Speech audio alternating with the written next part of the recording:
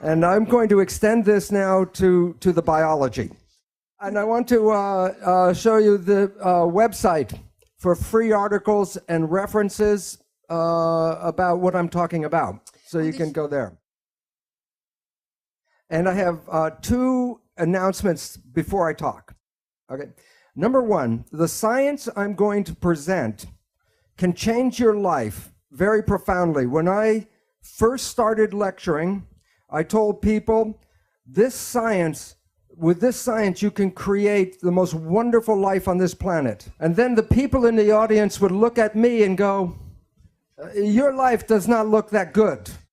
And I said something like, do as I say, not as I do. But the secret I found out is two. First part is to know, to have the knowledge. But the second part is the most important, and that part is you must actually use the science in your life or it doesn't work. And the truth, as I see it from my own life, is that if there is a heaven, I think it's here right now. And that's from using my own knowledge in my life. And that's the big point. Okay, and number two is the medical profession does miracles. However, there are great problems in the medical profession. Medicine does miracles with trauma, like if you break something or you got to cut something out or put something back in, they do miracles. However, if there are illnesses like cancer, Alzheimer's, diabetes, these kinds of illnesses, medicine does not do a very good job. And the reason it is not the practitioner, it is the education that we provide to the medical doctor. I was a professor in medicine. I taught medicine for 20 years. And we do not provide a proper and complete education. And the main reason, the pharmaceutical industry does not want us to teach how you can heal yourself. So if I say something bad about medicine, it's not the medical doctor. Okay. I am a cellular biologist. And I want to tell you about a misperception you may have. When you look in a mirror and see yourself and you see like one person looking back, that is not true. You are made out of 50 trillion cells, and the cells are the living entities. So you are a community, not a single person. But your mind is the government for the 50 trillion cells. And if you have a good government, you have health. If you have like a United States government, then you are sick. Dann schaut's schlecht aus. So the part that is the powerful part is in the mind. The cells, I will talk about cells for this reason. Because every function that you see in the human body is already present in every cell. Every cell has a respiratory, a digestive, an excretory system, a nervous system, and even an immune system in every single cell. So it's easier to understand how one cell works than to try to understand how 50 trillion cells work. There are two, in philosophy, there are two beliefs about how life works, and they're very different opposing beliefs. These beliefs come from the time of the ancient Greeks before Christ. And the first belief is from a man called Democritus. He is the man that gave us the word Adam. And this is what he said about how life works. That what you see physically is all there is. There's nothing in the empty space. If you want to understand life, then you have to understand atoms, and that means uncuttable. The smallest thing is an atom. And there's atoms, and then there's empty space. So atoms are in space. And then motion is when atoms hit each other and bounce like a billiard ball. So life is atoms colliding with each other. A completely different point of view is provided by Socrates. He has a dualistic vision. One is there's an invisible energy which he calls a form or a soul that gives shape to matter. That this energy was here before life and will be here forever. The energy is separate from matter. That the energy is perfect and ideal, and it is unchanging.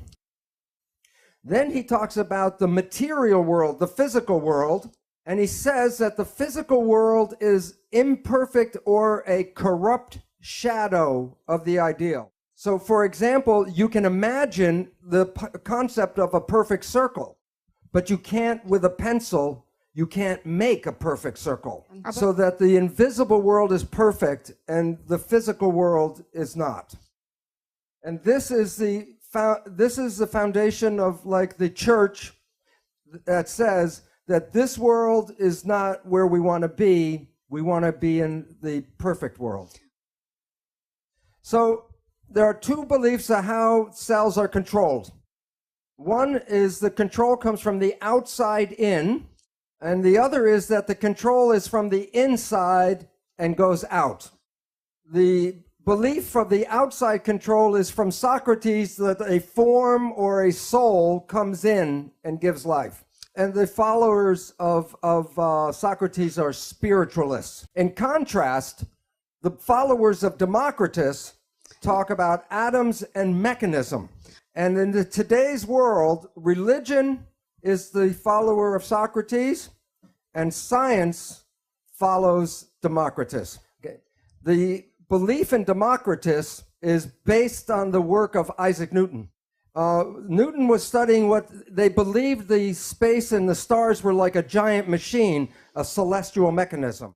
Then he created a mathematics called calculus and put in the data, for example, of the moon going around the earth, and he included mass, gravity, and acceleration. And with his equations, he could predict the accurate movement of the solar system.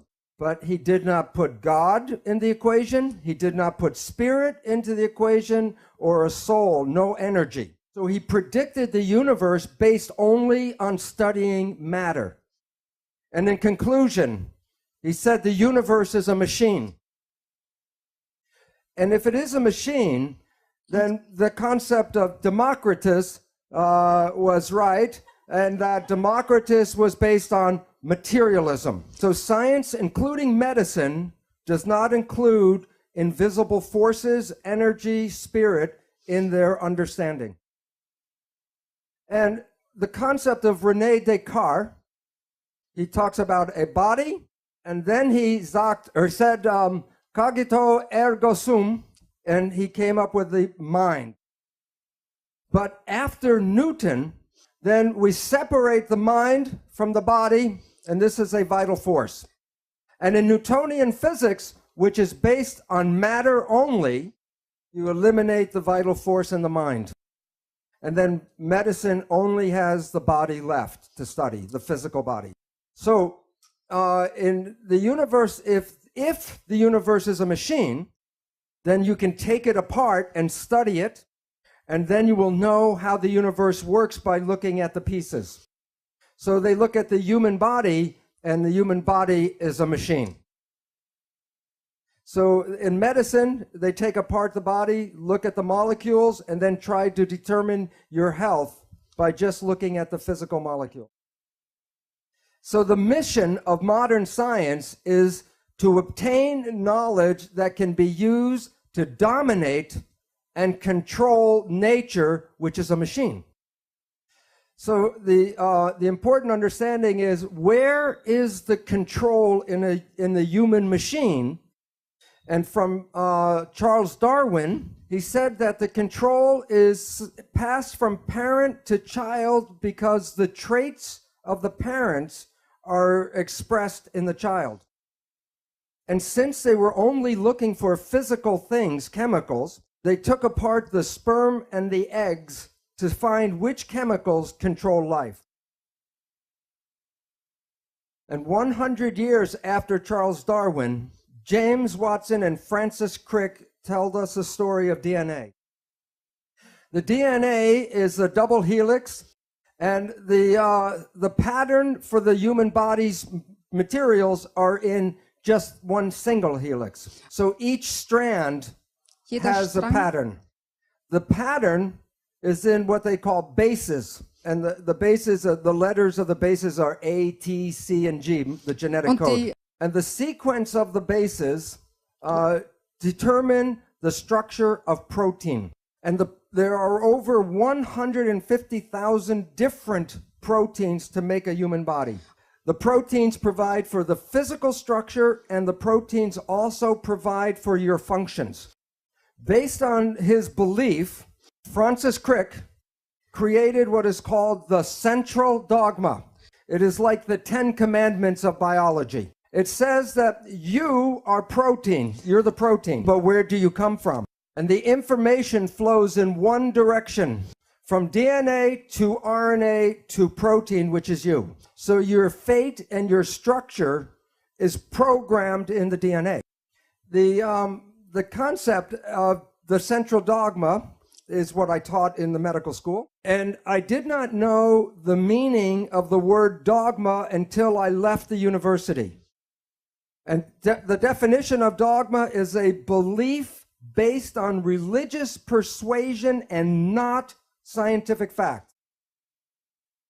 So for 20 years, I was teaching religion in medical school. The other name for central dogma is the primacy of DNA. And primacy means first cause. So anything about your life, the first cause is DNA. DNA controls life. The genes are DNA. So in this image, were you born that way?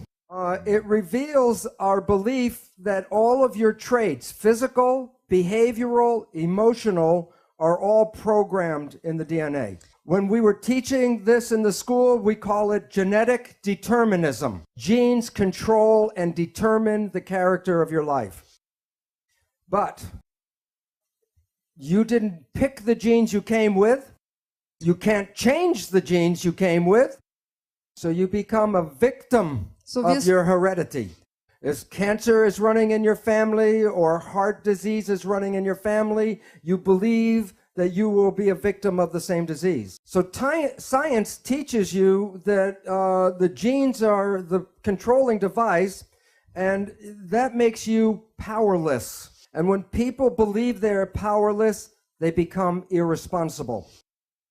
But the question is, what kind of belief do we teach in the end? So what we were teaching in medical school is conventional belief that the medical model is that you are a biochemical machine controlled by genes. And the significance of that is this is based on logic. If a healing profession works in agreement with nature and science, then that healing profession should be a benefit to the patients. But if a healing profession does not understand science and nature, then it may be a detriment to the patient. The leading causes of death in the United States are as follows. Number 3, cancer, with 553,000 people die every year. Number 2 is cardiovascular disease, with 700,000 people die every year.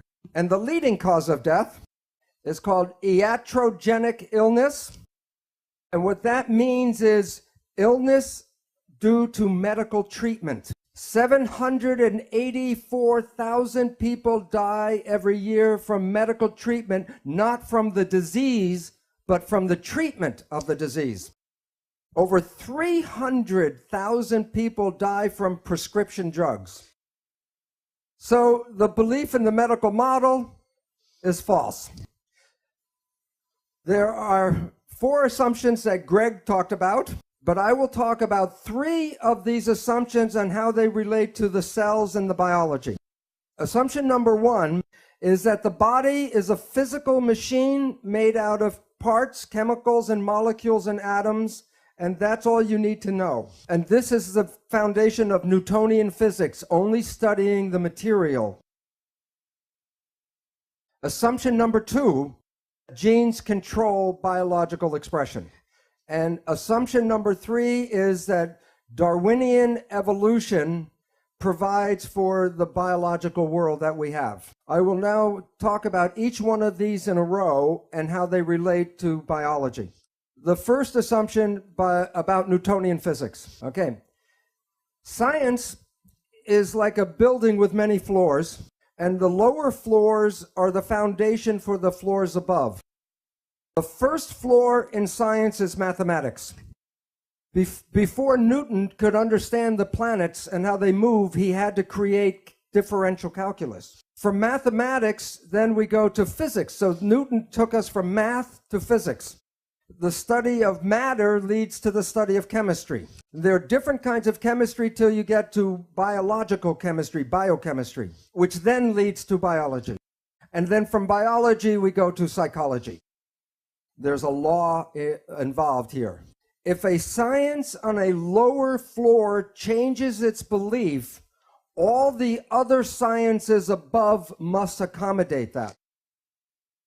So in physics, the one that we are using in medicine is Newtonian physics. And so we want to understand how the cells work. We must understand mechanisms. And mechanics equals physics. So you can say Newtonian physics, Newtonian mechanics, or quantum physics and quantum mechanics, same thing. So before you can understand how biology works, you must understand mechanisms. That the physics that we talked about, Newtonian physics, said that the universe is a machine made out of matter. But in 1925, quantum physics said, no, the universe is made out of energy. So when we talk about energy, energy is like waves in the water. That is, in fact, actually energy moving through water. So this is the actual shape of energy waves going through space. The question is, when two waves are coming toward each other, what happens when they meet? And the answer is they become entangled with each other. So in this room right now, there are radio, television waves, cell phone waves, all kinds of energy in the room entangled. But matter, I can separate and study each piece, but energy waves, I cannot separate. So conventional science is reductionistic. It takes things apart and studies pieces. But the new physics says, no, you have to study wholeness because you cannot separate the energy. So when a doctor looks at a sick patient in his office, he looks at his physical body and tries to understand what's going on. But what we all know about wholeness is that what affects the patient is his job, the family, the environment, the community, so that to study illness, you can't see it just in the physical body. So this is how energy waves interact. I drop two rocks from the same size rocks from the same height at the same time, and they hit the water. And the ripples are in phase, and they come toward each other. The question is, what happens when the waves meet? So I will pretend by putting one wave over the top of the other wave. This wave goes this way, this wave goes this way, this is overlap. And to find out what you do, you add up the waves. 1 + 1 = 2. So the two waves interfere with each other. And the result, when they're in phase, is the wave is more powerful. Okay? It is called constructive interference. Okay? There is an opposite effect. This time I drop the two rocks from the same height, but I drop one before the other. And the ripples come toward each other, but they're out of phase. One wave is going up, one wave is going down. So watch what happens when they meet. Add them up. -1 + 1 + 1 -1. So two waves can interfere and cancel each other out. This is called destructive interference. You have all experienced this in your life. Constructive interference is called good vibes. And destructive interference, bad vibes. So let's say it's a Saturday night and you have to go to a party and you're tired, and you go to the party and you meet some people who are in wave harmony, and the waves are in harmony with you. And your energy and their energy in phase gives you more power. And then you are walking around on your feet, on your toes, very high, constructive interference. Bad vibes. You are in a scary place and you feel the energy go. What is going on is there's energy in the field that conflicts with you and it cancels your energy. Bad vibes. All animals and all plants communicate with vibration. The gazelle doesn't have to go up to the lion and say, "Are you my friend?" Because at the distance, the energy could be felt and the gazelle will not go there because of bad vibes. If when we were young, were taught to be sensitive to the vibrations, we would not find ourselves in bad relationships and bad places. But we are usually told not to go by our feelings, but to listen to what people have to say. One night at 3 o'clock in the morning, I was watching an old movie on TV. It's a British movie, so it was very dry. And I was going to go shut it off, and the one line came out that was worth staying up all night for. Language was designed to hide feelings. So the point is, all organisms communicate by vibrations and know if they're in a good place or a bad place by reading the vibrations, but we humans have that ability but are not trained to use that ability. But I will show you in a little while how vibrations change the proteins of the body. And the proteins give us our structure and our function. So the vibrations can alter our health and our biology. This is a picture of a gold atom. And while you can see it in the electron microscope, if I give you a camera to fly through the atom and take pictures from one side to the other side, when you come back and develop the pictures, there will be nothing on the pictures. And the reason is this is the atom that Greg said, this is the atom we studied in school. I studied and taught this atom in school. And this is the picture of the quantum atom. So the relevance is, why, if an atom is invisible, I cannot put my hand through the table? Well, this is a picture of a tornado. And I say, drive your car 150 kilometers per hour straight here. Will the car go through the tornado? Yes or no? It would be like hitting a stone wall. The car will be smashed by hitting the tornado. And yet you can see the tornado, so you say it's physical. But if you take the dirt and the dust out, and you then drive across the field at 150 kilometers per hour right here, it would be like a clear day, and then you would hit like a stone wall. And the reason is that there's a force field, and you can't go through that force. And atoms are miniature tornadoes. So when we talk about the atom in a textbook, we have the nucleus and the electrons in shells. The protons are positive and the electrons are negative.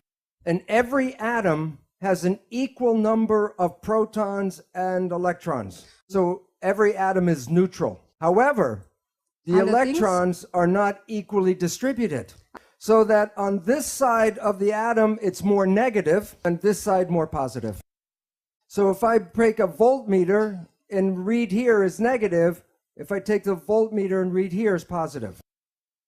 But instead of moving the voltmeter from negative and then move it here as positive, all atoms are spinning all the time. So as this atom is spinning, then I put a voltmeter, and one side red is positive and negative, red and blue. So you are watching the waves of positive and negative, and I record them. And then when you look at the character of the atom, you see the character is a wave. So atoms are, in physics, in today's physics, they study the electrical activity of atoms. When you and I went to school, we studied the physical character of the atom, the mass and the weight. And today, physics studies the vibration, not the physical. So that all atoms create waves. So that the picture of the atom is like the waves with the atom in the center. So when we want to study atoms, when you use Newtonian physics, you study two particles hitting each other like billiard balls. But in quantum physics, we don't study the particles, because in quantum physics, we study the waves. And we study how the waves interact, interference. So there's constructive and destructive interference between atoms. All of the waves together is called the field. So you're made out of atoms, but you also are the field. So you are connected to everything because you can't separate waves. This is a new technology showing you pictures of atoms and electrons. And a scientist can manipulate and make a corral out of the atoms. And trapped in this corral are two electrons. And you can see the waves in the electron microscope picture from the atoms. These are the waves. And then you can see where the waves of one atom and the waves of the other atom interact in interference. So the new physics says, don't look for particles, talk about the field and the waves. This is from Scientific American, but it's not the title I'm interested in. It's a subtitle. And the relevance is this. Are you made out of atoms and molecules, yes or no? Because if you are, then you are giving off light and energy, and you are absorbing light and energy. So while you see yourself as a physical entity, in the new physics, you are energy waves interacting with each other in the room right now. In the old days, this was the only color picture in my chemistry textbook. And it's the spectrum of emission for each element in the periodic table. There are different frequencies for each atom. What's interesting is in medicine, we don't study energy. The reason is the drug companies sell chemicals, they don't sell energy. So interesting is that every element has its own vibrational frequency. And the newest technology in medicine was designed by physicists. CAT scan, MRI, sonogram. And what's interesting is the physicists designed the machine, and what you're reading are the vibrations of the cells in the tissues, and the specific vibrations can tell you if the cells are in health or disease. But medical doctors don't understand the nature of energy. So they will use this as a map to find where a cancer is. And then use a scalpel and cut out the cancer. But remember, all atoms give off energy and all atoms absorb energy. And when two energies interfere, you can change the power from zero, from destructive, to increase the power, constructive interference. So instead of using a scalpel to cut out a cancer, you should be able to put energy into this cancer and cause the cancer to go away. And this is the physical foundation for hands-on healing for thousands of years. This is a simple experiment I did at my home for cheap. I took a piece of iron and a file and filed it and made iron dust. And I put the iron filings in a salt shaker and sprinkled them on the paper. Every time I sprinkle it, I get a random pile. So if I throw this away and do it again, I get a random pile. But the next experiment, more expensive, I buy a magnet. Now I sprinkle the filings, and what do I get? I get the magnetic field shaped by the filings. And the significance is very important. The filings without the magnetic field are random, but when I put the field in, the field shapes matter. And the significance is by Albert Einstein. I'll make a quote from Albert Einstein. The field is the sole governing agency of the particle. And so that the energy in visible fields shape matter. Can you explain the pattern of the iron filings if you do not understand the field? Yes or no? No.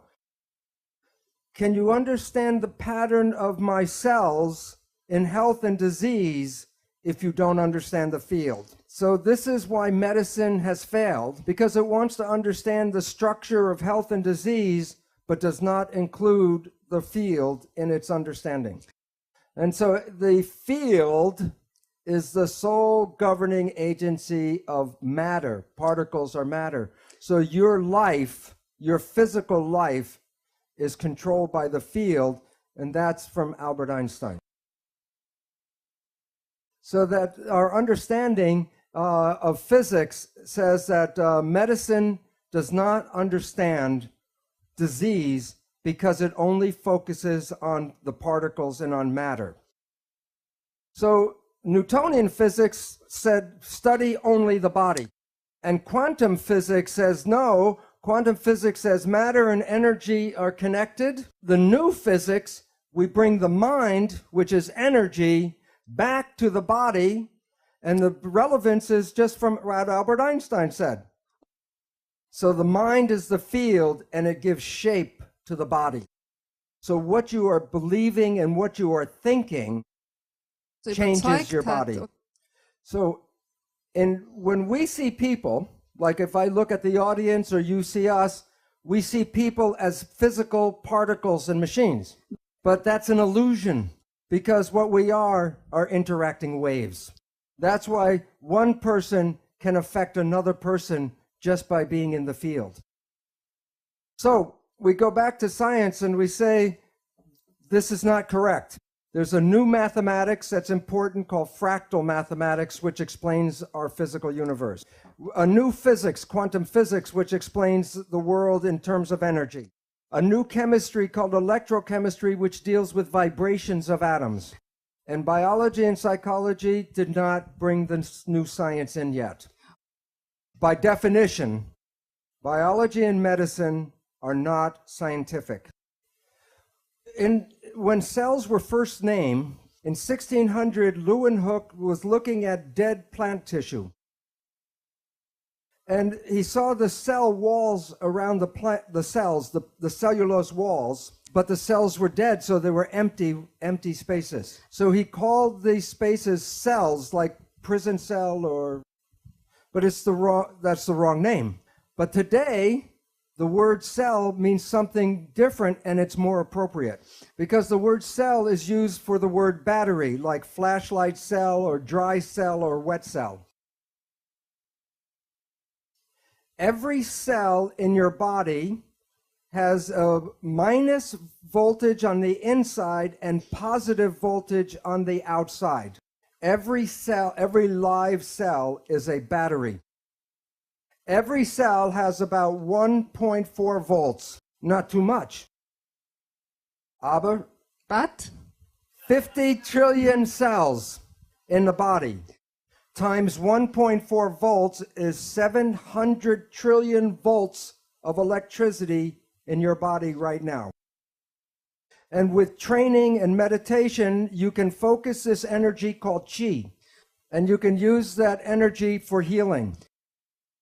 With that much voltage, people can self-combust. Assumption number one, false.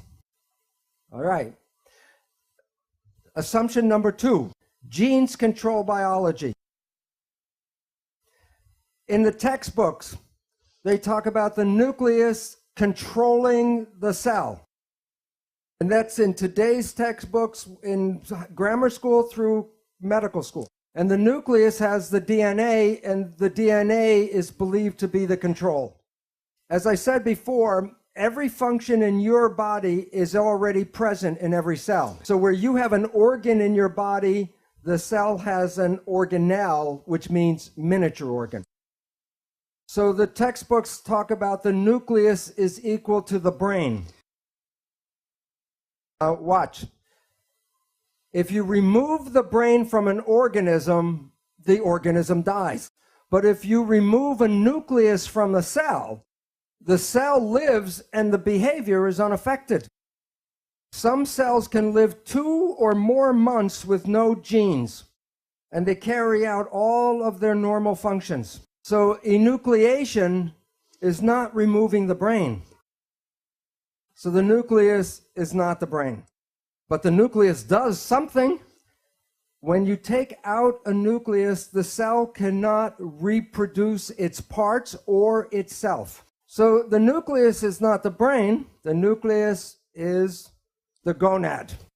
Since science is a male business, and since men think with this organ, they made it the brain of the cell.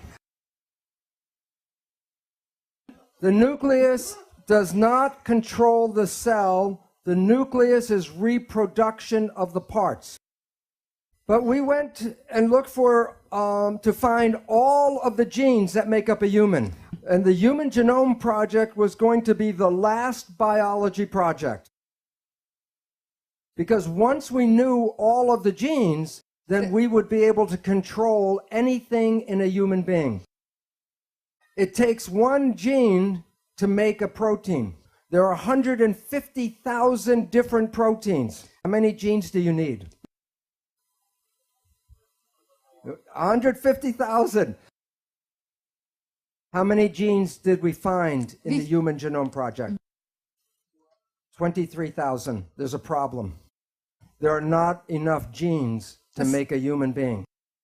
So what is wrong is our belief. We are completely wrong about our belief that genes control life. So genes do not control life. The fact. So assumption number 2, false. Wrong. Wrong. Good. I'm learning.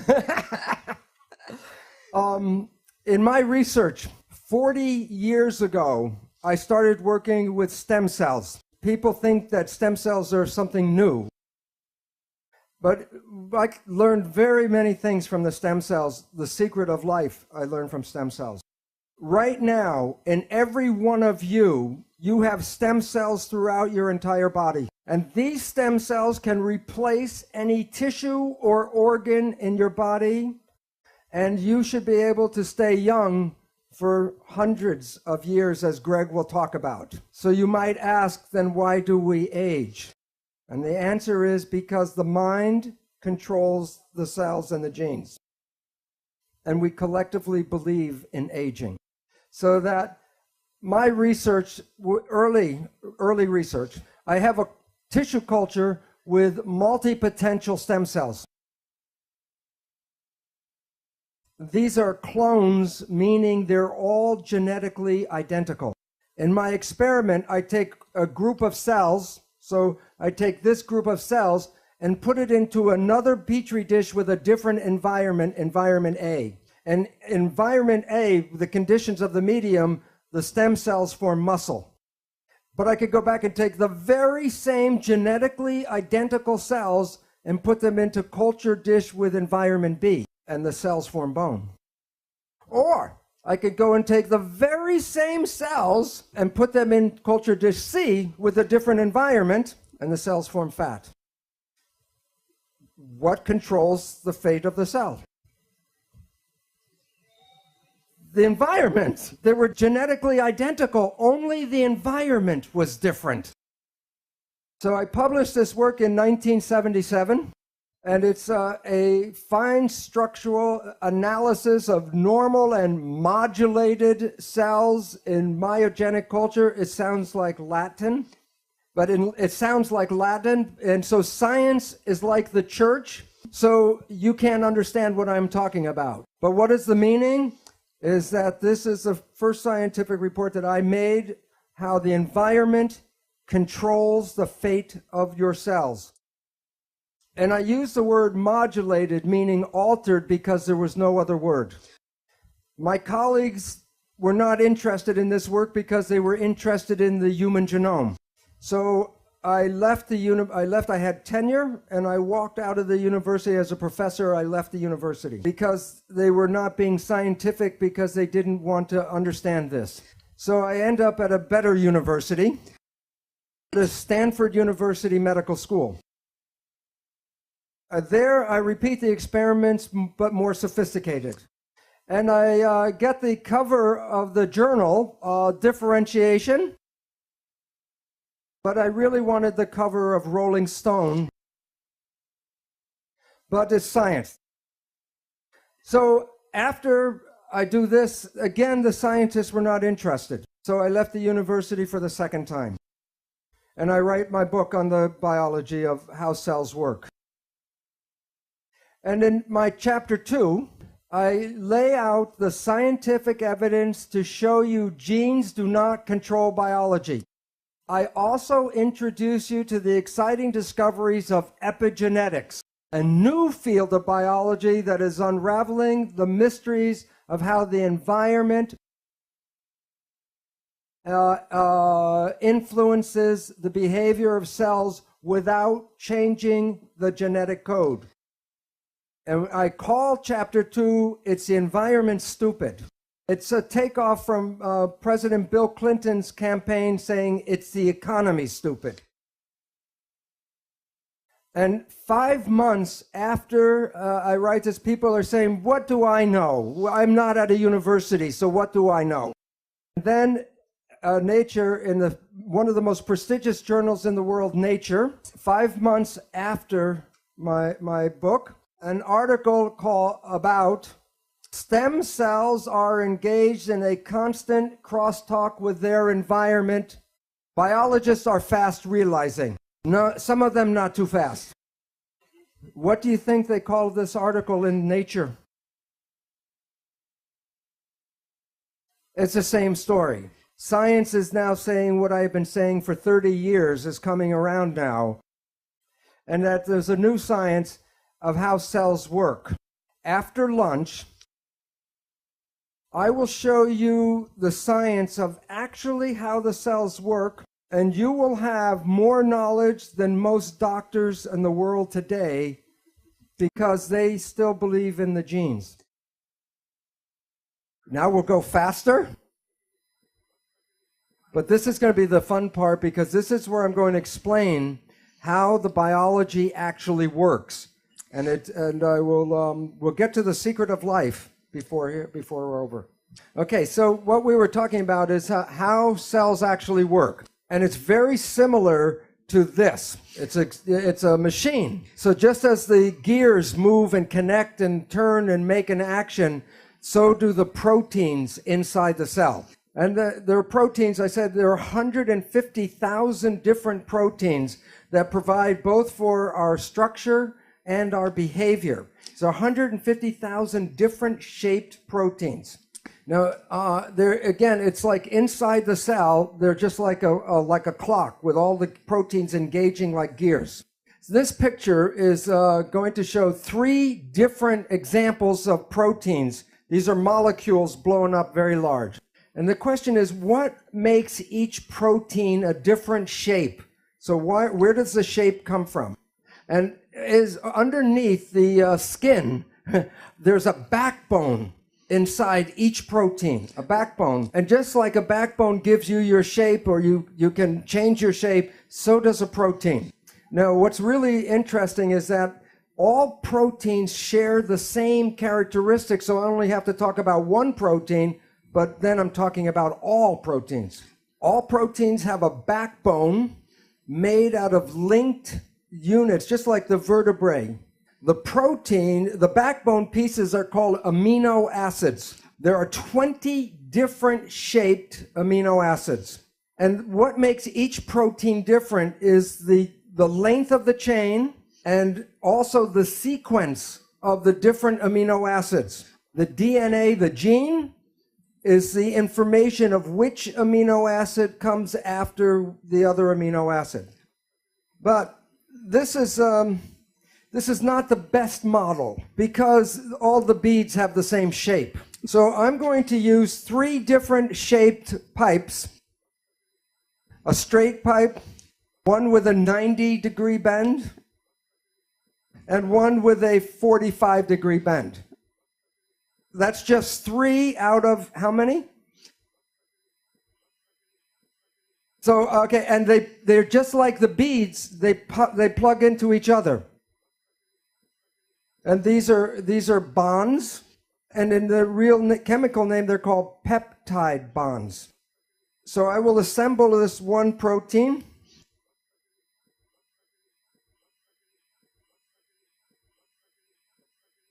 And now you can see that the sequence gives a rigid backbone. And one quick question. If I take this apart and put it back together again in a different sequence, will I get the same shape? No. So good, because that means what's the point is that every protein has a unique sequence. So how does it work? Let's go to this picture. That one, can you in your mind see them moving? Okay, now replace the gears with protein. Okay. Now in your mind, can you imagine when this protein moves, it moves this protein, and then it moves this protein. And this is a combination of a protein and a metal machine. Now take away the metal parts, protein machine. Now, there are different groups of proteins. When they move, they make different functions. And the proteins are called pathways. Okay? So there's respiratory pathway, a digestion pathway, muscle contraction pathway. Okay, so inside every cell are protein gears. When they move, they make functions. And most students in medicine or science or complementary medicine study this protein system called the Krebs cycles. Anybody knows the Krebs cycle? And these are protein gears that when they engage create the function of the Krebs cycle. Okay, now are you ready for the secret of life? Okay, before I tell you the secret, I want you to know the sky is not going to open up and the light come in here. It's not such a big secret. Like a backbone, you can twist and flex and change the shape. So I will show you 2 shapes and ask you which shape is more stable, 1 or 2. And you can't answer the question because I leave out one fact. Okay, the yellow pipe are both negatively charged. 1, or this is 2. 1, which one? This one. Yeah, because the 2 negative charges, they repel each other. Okay, now the secret. There's a protein, and then there's something called a signal. The signal can be a chemical, like a drug, a hormone, a growth factor. Or a signal can be a vibrational wave. But I'll use the chemical one because you can see it. Now here's this is negative, the yellow, okay? And this is positive charge, but more positive charge than this has negative charge, okay? This comes like this, and when it gets near the protein, it'll bind. What's the charge at this end? Yeah, and the charge here? Is this more stable or is this one more stable? What did it do? It changed shape? It moves. Movement is where life comes from. When proteins change shape, they create behavior. Now, if the signal comes off, what does the protein do? It moves back. So that you are made out of proteins. That gives you the structure, but the movement is the protein plus the signal. So if you are dead and you still have your protein body, what's missing? The signal. Okay, so in this protein gears, and each protein is like a lock, and the signal is like a key. And there's a different signal for different proteins. When the signal moves and binds to the protein, behavior. When the signal is not there, no behavior. If you want the behavior to go again, what do you have to do? Another signal. Another signal, and then protein goes again. Your body will move when the signals come, will stop when the signals are not there. So these are, again, the three different proteins, and these are actual molecular studies of how the protein moves. With signal 1, with signal 2, signal 3. And this is the behavior of protein. Now, in medicine, the signals are always indicated to be physical chemical because medicine is Newtonian. So all signals must be matter. Recently, physicists are looking at protein movement. And this is a paper in the journal Nature. And these two authors, Popfristic and Goodman, were studying how proteins move, the behavior. And they wanted to predict the movement. So like Newton, when he predicted the movement of the planet, they used Newtonian physics, a Newtonian equation, to predict the movement. It didn't work. And this is a review of this paper. And this chemist, physical chemist, writes, the most pressing question raised by Popfristic and Goodman, when will chemistry textbooks begin to serve as aids rather than barriers to this enriched quantum mechanical perspective on how molecular turnstiles move? Because when they use quantum physics to study the movement, they were able to accurately predict the movement. So the most important conclusion is the subtitle of the article. What are the forces that control the twisting and folding of molecules into complex shapes? Don't look for the answers in your organic chemistry textbook. The reason why this is important is that medicine is based on organic chemistry, and the answers to how life works are not in the book. In a more recent one, this concept of materialism, matter only, Bosch. Okay. This is a more recent paper just a few months ago, and how they control biological functions. They were studying protein movement, and what they showed was this.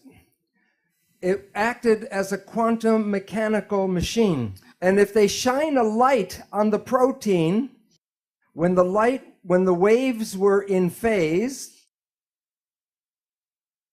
the protein was active. And when they shine a light and the waves are out of phase, it shut off the protein. So it says, for a quantum mechanical object, one can arrange interference of several paths to create constructive interference that selects one state and destructive interference that blocks the other. Proteins respond to good vibes and bad vibes. So this is a picture of the light pulse that they shine on the protein to make it active or to shut it off. So our belief that we use today in medicine of chemical control is incorrect because the proteins respond to the vibration. So now you have enough information to know how life works. You are made out of protein. The signal, where does the signal come from? Field. Yeah. Right. And so the field is the signal. Medicine talks about molecules, but then physics talk about energy control. So the energy in your body that controls the protein is a vital force. So the new science brings back the old story of vital forces controlling life. So when a signal binds to a protein, what happens to the protein? It moves. It makes behavior. Okay? Now, if you are healthy, your behavior is good. But if you have a dis-ease, the behavior is not right. Question: what can cause disease? There's only two things. Either the protein is bad or the signal is bad. Now, look, people with bad proteins got them from birth defects, because if you were born with defective genes and the genes make the protein, then the protein is defective. But less than 5% of the population has birth defects. That means 95% of the people should have a healthy, happy existence. But if you were one of the healthy people and now you are sick, what would cause the problem? All right. There are only 3 ways to mess up the signal. 1, trauma. So if I fall off the stage and wrench my back, the signal is interfered with. Number 2, toxins. If the chemistry is not good inside the body, the signal cannot be passed through bad chemicals. Both of these interfere with the propagation of the signal. But the third one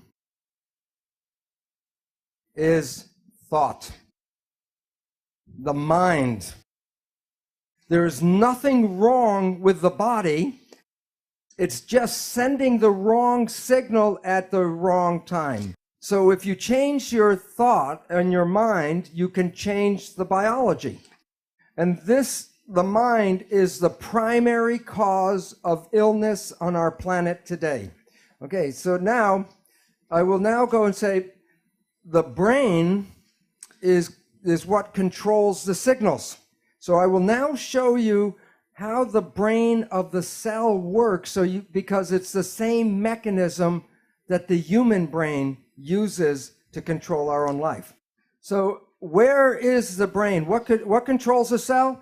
Brain. Where is the brain? They know. Yeah, they read your book.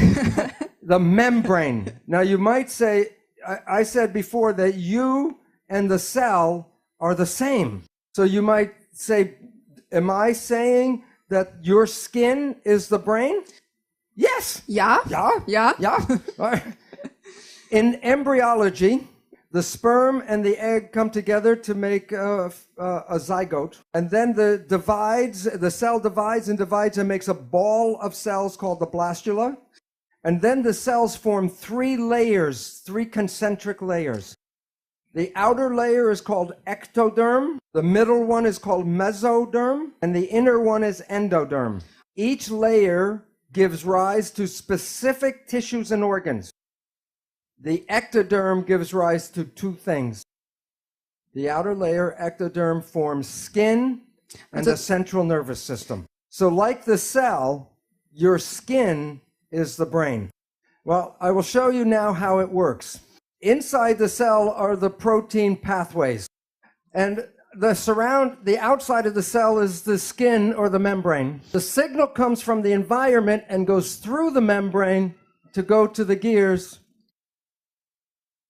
So the membrane controls if the signal comes in.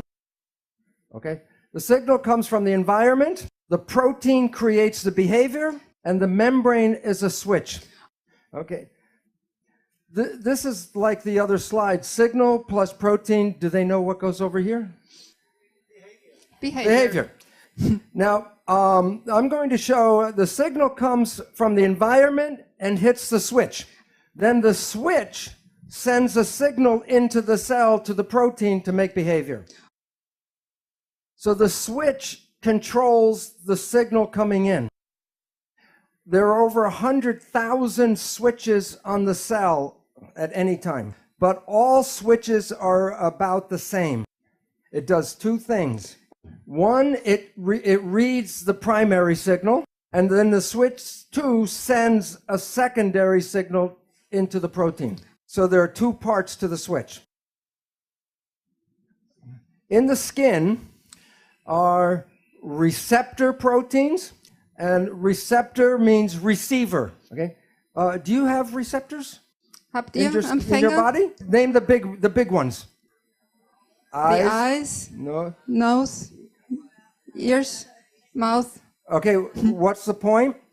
All of your receptors are built into the skin. And these receptors read the signals from the environment.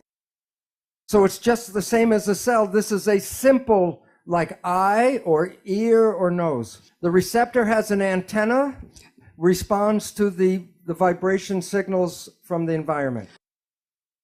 What happens when a signal binds to a protein? What happens to the protein? passiert? The protein moves. So there's two states to a protein, before the signal and after the signals, two different shapes.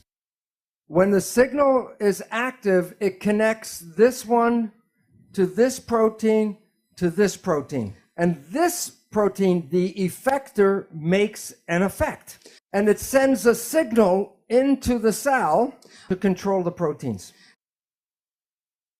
So the primary signal is picked up by the receptor. Then the receptor connects to the processor protein. And then the processor connects to the effector protein. And that sends a secondary signal to the protein pathway. Okay, now I will show you a video of how it works. This is the receptor with an antenna. This is the processor. Look at the shape and look at the shape. They don't connect. Signal comes, changes the shape. This hooks to this one. This one sends the signal into the cell. When the signal goes away, the shape goes back and the switch is broken. No, this does not fit. But now the primary signal changes the shape. And then this changes shape and sends a signal in. And this signal controls the function, a specific function inside the cell. So this is how a switch works. Okay. In the new biology, they talk about this is the cell membrane, and the signals come from the environment, binds a receptor, and then the effector sends signals in to control proteins. And at the end, you get behavior. So signal causes behavior. These pathways, there's a new field of science, and it's called signal transduction. And there are thousands of these different pathways. Okay. The name of the protein in science talk is complicated. It's called a receptor effector integral membrane protein complex. But I will show you there was a name for this switch for over 1,000 years. And I'll use the definition, and then I'll show you the word. The function of the receptor is awareness of the environment. Like eyes, ears, nose, gives you awareness of what's going on. The function of the effector is to send a physical signal into the cell. Or I'll call it a physical sensation. So the definition of the switch is awareness of the environment through a physical sensation. Now in the dictionary is the word perception. And the definition of perception, awareness of the elements of environment through physical sensation. What is the name of the switch that controls your biology? Perception. And why that's important is that it's you and how you see the world that controls the biology. So conclusion number one, perception controls behavior. And what causes behavior? Yes. Oh, Yeah, and the the signal. physical part. The protein. So the signal, the switch, controls the protein, which is the behavior. Okay. Now, we did not talk about DNA. When you need a protein in the cell and it's not there, then you need the blueprint, which is the gene. So how does it work? I get very excited because I'm going to show you how a gene works. But before I do that, I want you to know that we have been given misinformation. When people say a gene turned on and a gene turned off, it sounds like the genes make decisions. Here is the simple truth. A gene is a blueprint. So if you go to an architect office and he's working on a blueprint, and you lean over his shoulder and you say, is your blueprint on or off? And he goes, that doesn't make any sense. A blueprint cannot be on or off. It's a blueprint. A gene cannot be on or off. It's a blueprint. The truth is, are you reading the blueprint or are you not reading the blueprint? And the gene does not make that decision. So this is how it works. In the nucleus of the cell are chromosomes. The chromosomes are units of heredity. And the chromosomes are made out of 50% DNA and 50% protein. What does the protein do? And the answer is, for 50 years, we did the experiments. We isolate the DNA and throw away the protein. And some people a few years ago said, 50% is a lot of protein to throw away. What is it doing? And the answer to this question will change civilization. And I'll tell you why. And the answer is because when you understand how the protein works, you understand that you control the genes. The genes do not control you. A chromosome is a DNA core with a protein sleeve. Pretend my arm, my bare arm, is DNA. And I write with a magic marker a genetic code for blue eyes. And I say, can you read the gene for blue eyes? But I say, what does it look like inside the cell? Can you read the gene for blue eyes? If you want to read the gene, what do you have to do first? Take the sleeve off. What's the sleeve made out of? And what causes the protein to change shape? The signal. Okay, so this new science is called epigenetic control. Before in school, we teach genetic control, which simply means control by genes. Epi means above, like epidermis. Okay, so epigenetic control says control above the genes. Now I will show a video how it works. Very simple. Okay, the chromosome is DNA core with protein sleeve. At the beginning of each gene is a protein called a regulatory protein. The signal binds to a specific protein. The protein sleeve comes off, and then the DNA is exposed. Then a device will come up and make a copy of the gene, and this is the blueprint used to make the protein, RNA. And the signal comes off, and the gene is covered up again. Okay, now watch with fast. Signal from the environment selects the specific gene, sleeve comes off, the RNA, you make a copy, DNA, RNA, and goes to make protein. And then the sleeve comes back on. Now this time, let's see what the DNA did. Come on, DNA. Do something. Come on. Do Beweg something. dich. Tu Do was. something. Nothing. The gene does no control. The gene is never on or off. The gene is read or not read. And what do you think controls the signal? Perception. Okay? Now, so this is the same kind of signal transduction. And so the receptors are the input from the environment. Then the signal travels through the proteins. It goes to the nucleus and affects the proteins of the chromosome. And then the copy of the gene is made, and that's the output. You are not the victim of your genes because you control your genes. One gene blueprint using epigenetic control can make 30,000 different proteins from one blueprint. So you can come with good genes,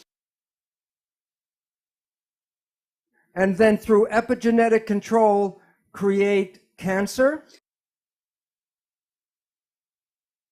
diabetes, and it has nothing to do with the genes, but epigenetic control. So you can come with good genes and make mutant products, or you can come with a mutant gene and become normal. I'll show you. This mouse is a mutant mouse, a Goi mutant. Blonde, fat, and diabetic. This is a normal-looking mouse. It's normal-looking mouse because it's a Goi mutant. The difference, when this was in gestation, in fetal development, the mother was fed these additives, and these affected the epigenetic control and covered up the mutant. So you can have mutant genes, but with epigenetic control, you can act and become normal. One more example. Okay, this is a mutant mouse called Kinky Tail. This is a mutant mouse, same one, normal tail. What's important is Kinky Tail is the same mutation in humans that causes spina bifida. And this gene can be covered up with epigenetic control. So you're not the victims of your genes because you can change any of your genes anytime. The following is a quote from the scientist who did this. Both nature and, I think it's written, so both nature and nurture are important and both are intertwined, but what's bigger is epigenetics in terms of bulk. Genomics might be the tip of the iceberg, but epigenetics is the base. Medicine has some information about this, but it doesn't have very much about the bigger thing called epigenetics.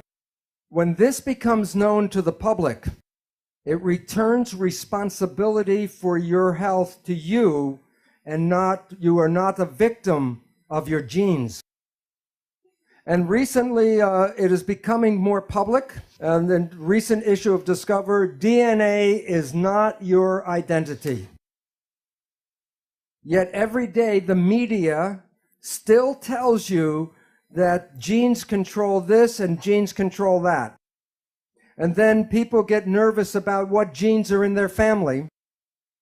And as Greg Braden said before, if you look for the disease, you can create the disease through epigenetics. Right now, it appears that about 95% of cancer is not because of mutant genes, but because of epigenetic control.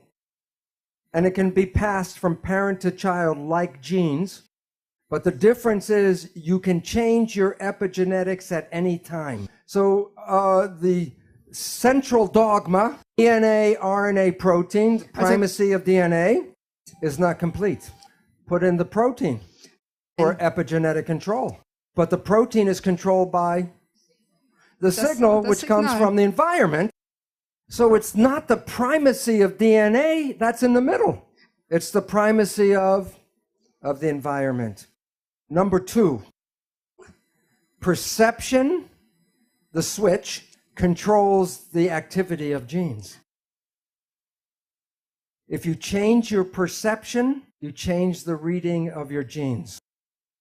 If someone tells you you're going to have a disease and you believe that, then you can create the disease. So there are 3 conclusions because I don't have enough time to talk about one, but I will list them. Okay, conclusion 1, perception, how you see life, the switch, controls behavior because that's protein.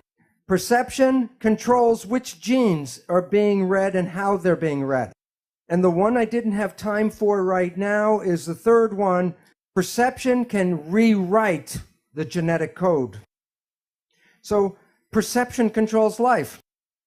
No 2 people see the world in the same way. They have different perceptions. But let's do a perception test. Okay, this is the question. The first one is a simple question because it's important because perception controls your biology. So the first, the perception test is a simple one. Is the surface area of A greater than, equal to, or less than the surface area of B? Which is greater? B, yeah. This is they're equal size squares. Not equal, but they're uniform. So I want to make a more difficult test. I will show you 2 surface areas that are not regular. You must, with your mind, see which is bigger. So it depends if you're in the front row or the back row, or you have glasses, or if you're well or not well, what you see. So it's a question. I'll use a map. Which has more surface area, Europe or South America? Calculate in your head the surface.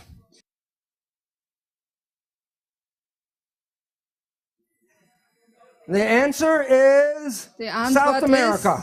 South America is 2 times larger than Europe. Twice as large. You could see that, right? The map is wrong. This is the Mercator map. It was made by Germans. Where did they put Germany? Deutschland is in the dead center. Isn't the equator the dead center? This map is wrong. You want to see the correct map? It's called the Pearce projection map. Which is larger, South America or Europe?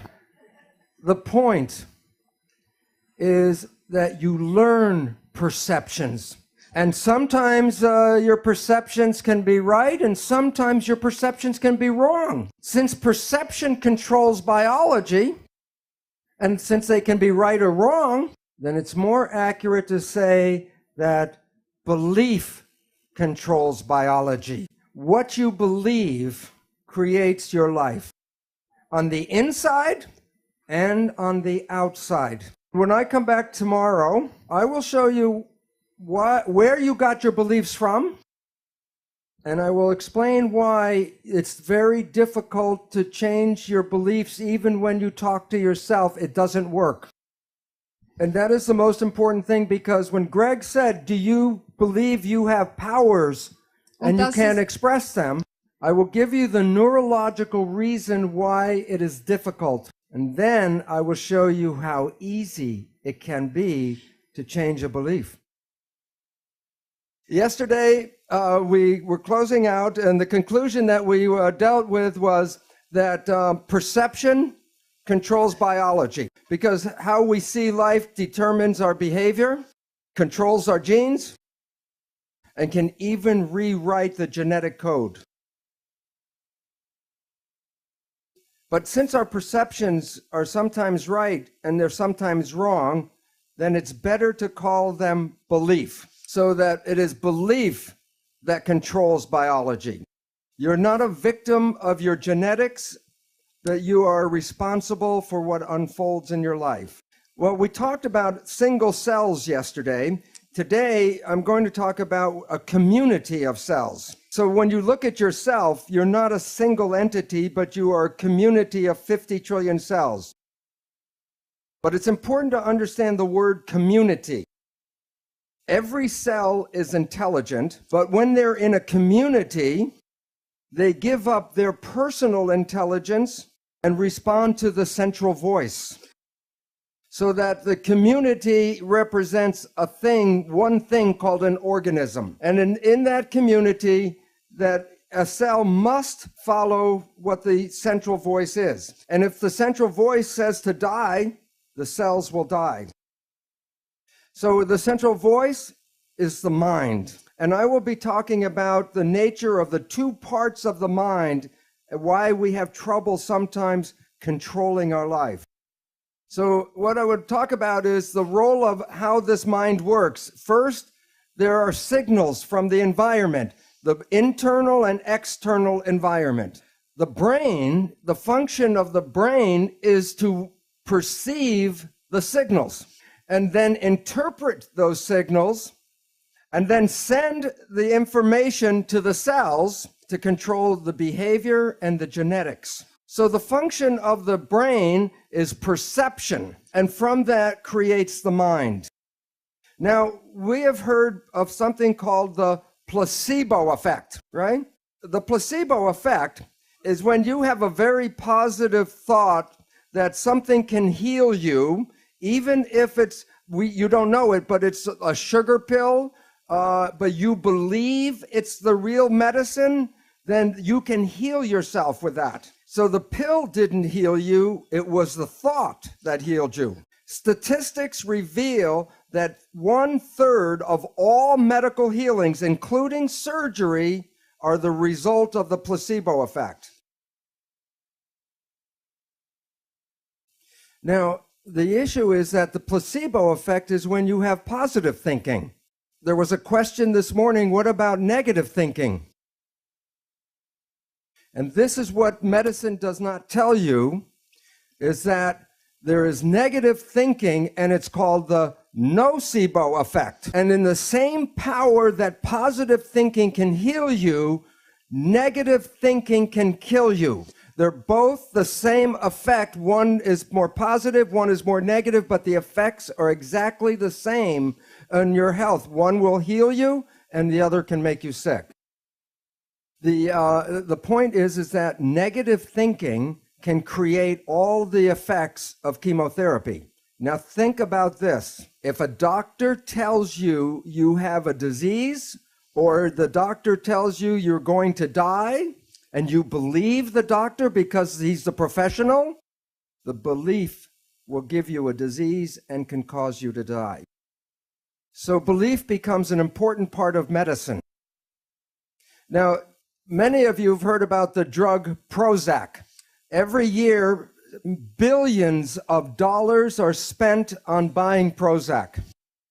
And here's a surprise, that the Prozac is no better than a sugar pill, so that it is a placebo drug.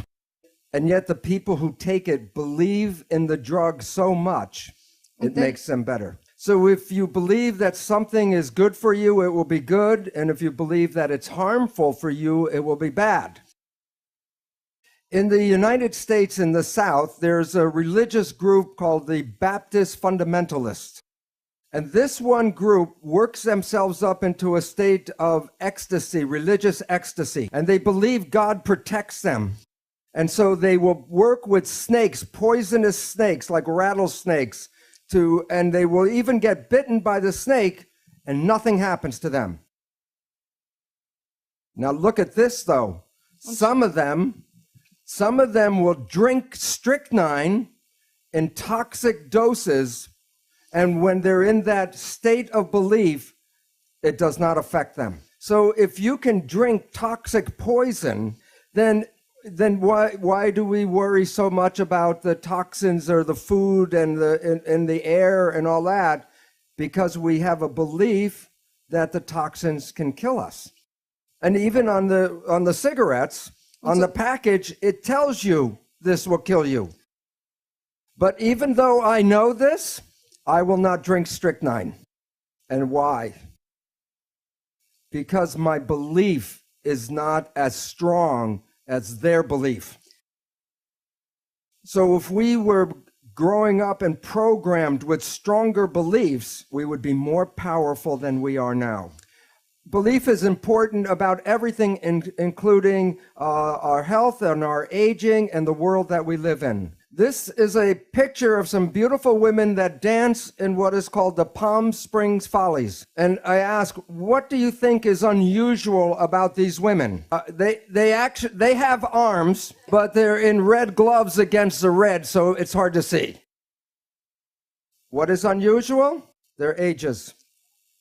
To 75 years old. Aging is not in their belief because they have a passion to dance, and the passion keeps them young and alive and healthy. But most of us see other people grow old and expect that we must grow old like they do. And then a more important factor that Greg has talked about, belief becomes part of the field. So while you might want to believe you can stay young, the belief of everyone around you is more powerful and will get you to get old. So the question is, if we are so able to be healthy and young, why do we get sick? And one of the most important reasons is stress. I will now show you about how stress works using cells and then people. So I put cells in a petri dish and I split the group into two sets. In one set, I put nutrients in front of the cells. The other, I put toxins in front of the cell. I put them back in the incubator, and I come back later and take them out. Where do you think the cells are in each experiment? When you come back, when nutrients are in the cells, in the dish, the cells move toward the signals as positive growth signals. But when toxins are in the dish, the cells move away from the threatening negative signals. So when the cell sees something that gives growth, they move to the signal with their arms open to take it in. But if the cells see toxins, then what they do is they move away from the signal and close themselves down. Cells cannot be open and closed at the same time. Cells cannot move forwards and backwards at the same time. The conclusion, cells can be in growth or they can be in protection, but they can't be in both at the same time. Frage. Does Bruce believe that the expectations of the scientists affect the movements of the cells towards the toxins or nutrients? Yes. But if you do the experiments without expectation, then the results are independent of you as a scientist. It's a very good question. I'll tell you why. When research on drugs is carried out by the drug company, it will be 4 or 5 times more in their favor than when the same research is carried out by independent people. So it's thought the scientist is very important in the process. So cells cannot move in both directions at the same time. They cannot be in growth and protection. So in summary, cells move to positive signals when they're in growth. They're attracted to positive signals. And cells will move away from negative signals. They'll be repulsed, but they're in protection. But there are signals that are neither positive or negative. I call them elevator music. When you get in the elevator, you don't dance, but you don't get sick. But the same thing happens in humans. The mind will perceive the environment, and if it sees what it believes to be threatening, it will send a signal to the cells telling them that the environment is not supporting. And the system is called the hypothalamic pituitary adrenal axis. The hypothalamus is the part of the brain that interprets the perception. When the hypothalamus sees stress, it wants to tell the whole body something is going on. So it sends a signal to the pituitary gland, which is called the master gland. And that gland sends signals to 50 trillion cells. But if it's a threat, it will send the signals to the adrenal glands, and the common understanding of the adrenal glands is fight or flight. Then the adrenal glands release stress hormones to the body. And the first thing the stress hormones do, and I'll make a quote from a physiology textbook. The stress hormones cause the blood to preferentially go to the arms and legs. And why the preference for arms and legs? Right, that's so you can run or fight. But you missed something when I say it that way. If the blood is preferentially going to the arms and legs, where was the blood before it was going to the arms and legs? It was in the viscera. And what's the function of the viscera? Growth, health, maintenance. Gesundheit. Okay, so then logic. If the blood leaves the viscera, what happens to your ability to grow and maintain yourself? Well, it goes down. And the reason is when you're in protection, you shut off growth. So like the single cell, the whole body is in growth or protection, but not both at the same time. Now, some people think of growth from a baby to an adult, but everybody needs to grow every day. Even if you're 100 years old, you need to grow every day. And the reason is that your cells are dying every day. Billions and billions of cells, like the lining of the gut, has to be replaced every 3 days. That's why chemotherapy is very toxic. Because chemotherapy kills dividing cells, whether they're cancer cells or normal cells. That's why people that are on chemotherapy have trouble with digestion, and their hair falls out and doesn't come back, and the skin doesn't grow well. So if your days are filled with stress, then you are putting lots of hormones in your body to direct you for fight or flight. And that is why you start to get sick when you're under stress, because you are not replacing the cells at the normal rate. Okay, now there's another important effect about stress.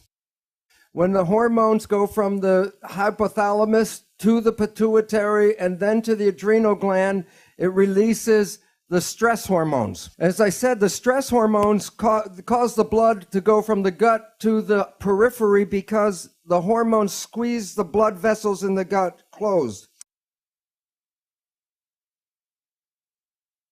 And the function of the stress hormones is to take the energy of the body and get it all to run and fight.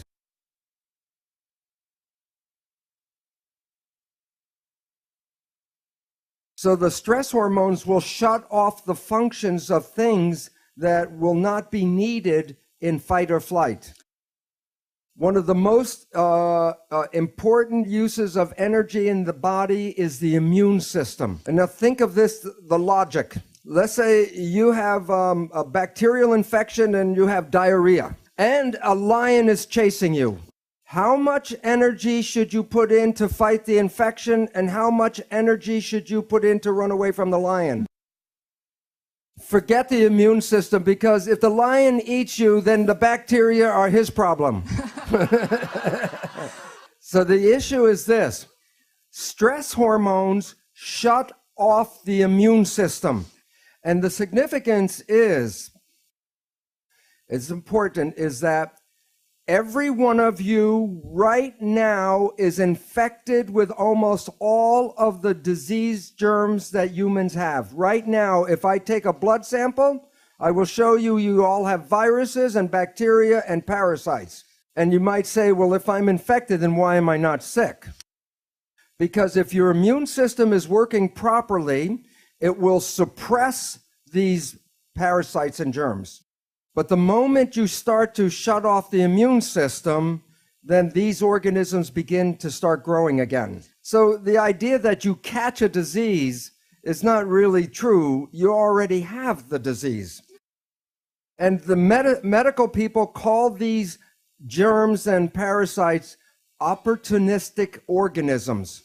So if you are under stress and you shut off the immune system, then you give these organisms the opportunity to then make the disease. And yet, when we get some of these diseases, we go to the medical doctor and they give us drugs to kill the germs and the bacteria. Well, this is very helpful if the disease is going very quickly.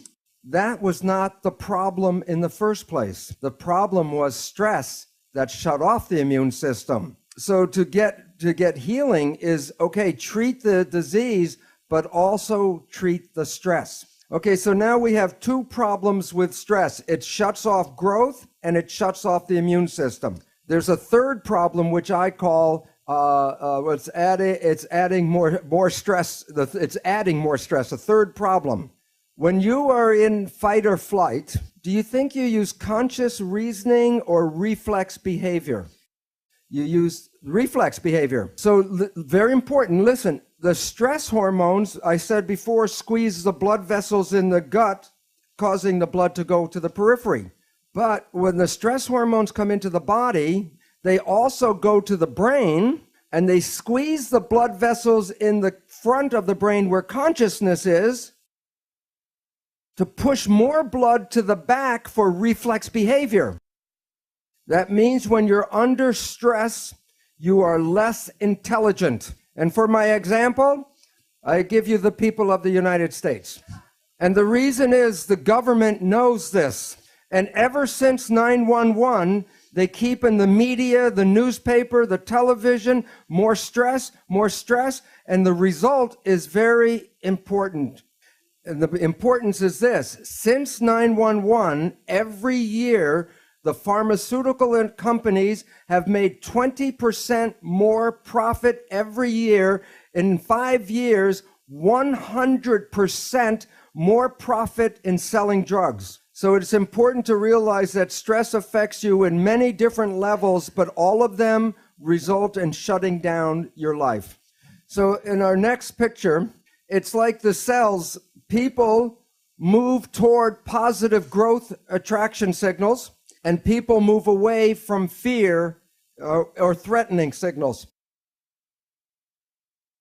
When you move in this direction, you're in growth, and in the other direction, protection. And some things in our world are like elevator music, indifferent. It has now been demonstrated that love is the greatest growth signal in the world. For example, in Yugoslavia, where they have orphanages, who was the leader of Yugoslavia? I think, don't you mean Romania? Romania. Yeah. Oh, Romania. Yeah, go ahead with it. Also, Ceausescu was the leader. Yeah. That the people could not afford to take care of their children, and they sent them to orphanages. They got food, clothing, the protection of living inside. They got everything they needed to live except love.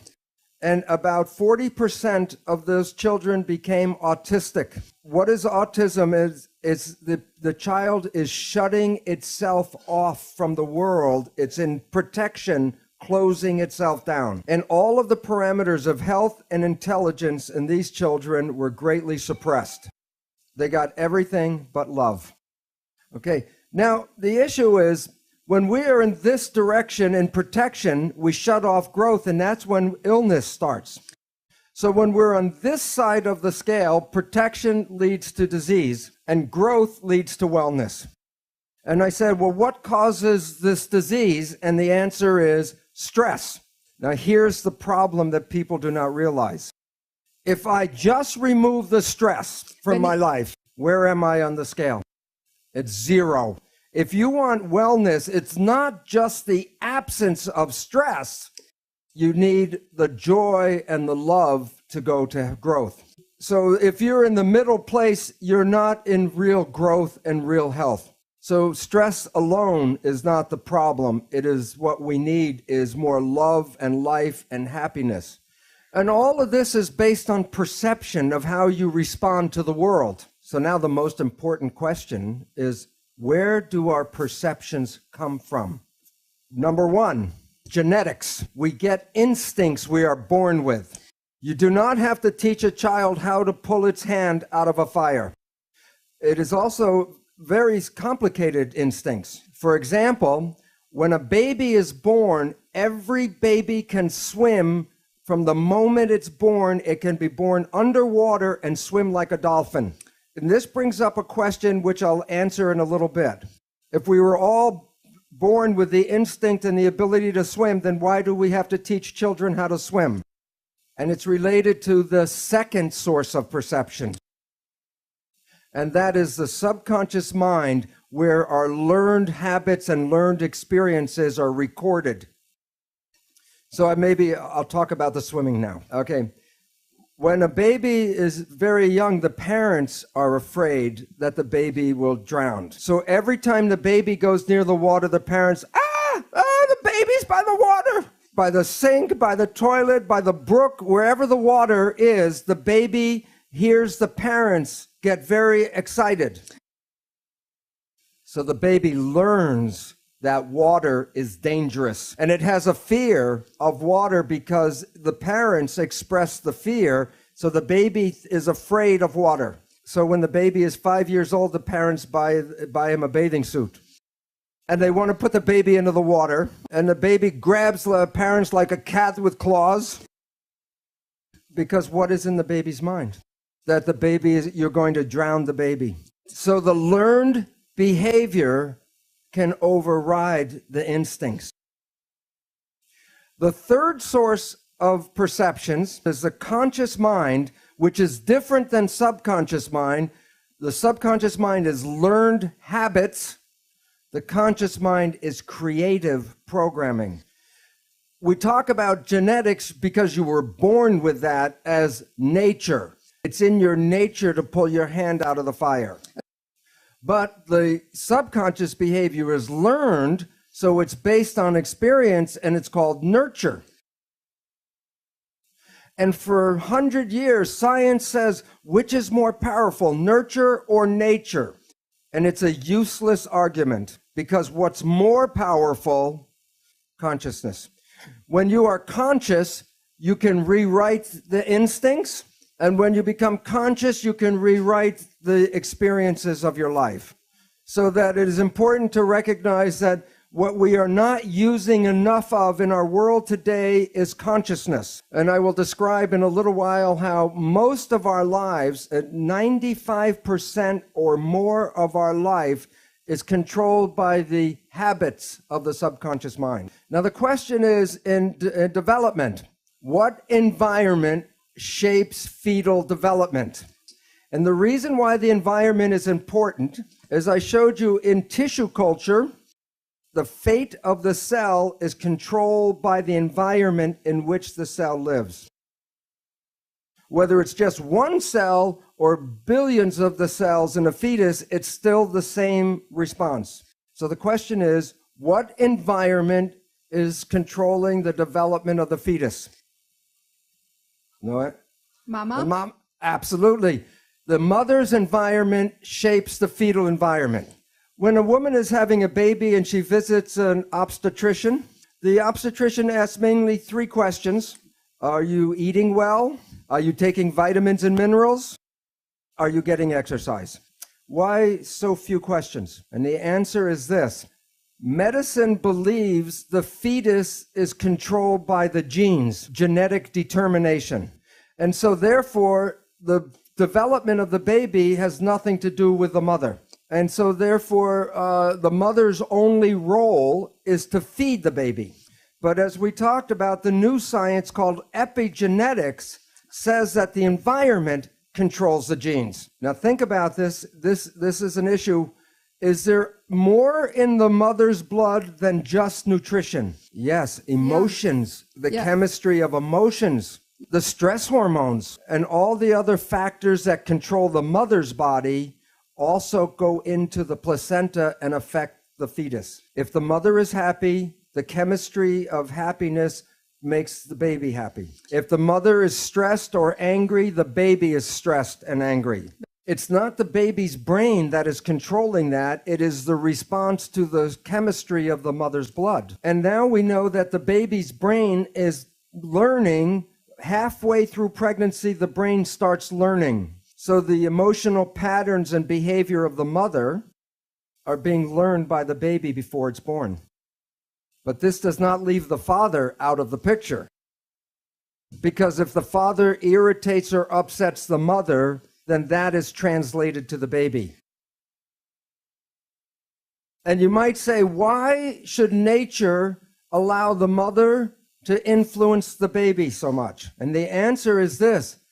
When the baby is born, it will live in the environment that the mother experiences. So the mother is nature's Head Start program. It prepares the baby for the world that is present when that baby is born. And that the influence of the mother and the chemistry of her blood influence the genetics of the child. So, for example, the experiences of the mother during World War II, and this is in the Netherlands, a scientific study, when there was not enough food and people were in starvation, the influence of the starvation on the mother was passed to and affected the genetics of the child. And when the child grew up and had her own baby, it passed the influence of starvation onto the next generation. In science, it's called the grandmother effect, that the grandmother is influencing 2 generations. As I mentioned, medicine has said that all the development is just controlled by the genes of the baby, and that the brain and the nervous system of the fetus doesn't really work until just near birth. This is now proven to be totally wrong. That the baby, as I mentioned, is learning by midway through pregnancy. It's learning now. So if the father talks to the baby through the abdominal wall, the baby will learn the voice of the father, and when the baby is born and the father says any words, the baby will know which one the father is. And also it works with music, because people play music to the baby and it learns the music before it's born.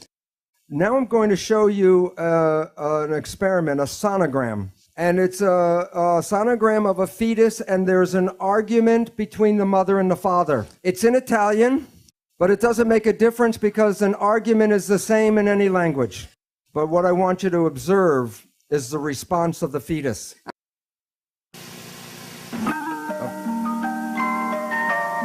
Basta! Mi hai stufato! Non ti sopporto più! Non urlare, Insomma, basta! Quando un bambino nasce, ha già un passato. Siete voi. Non dimenticatelo, perché 9 mesi valgono una vita.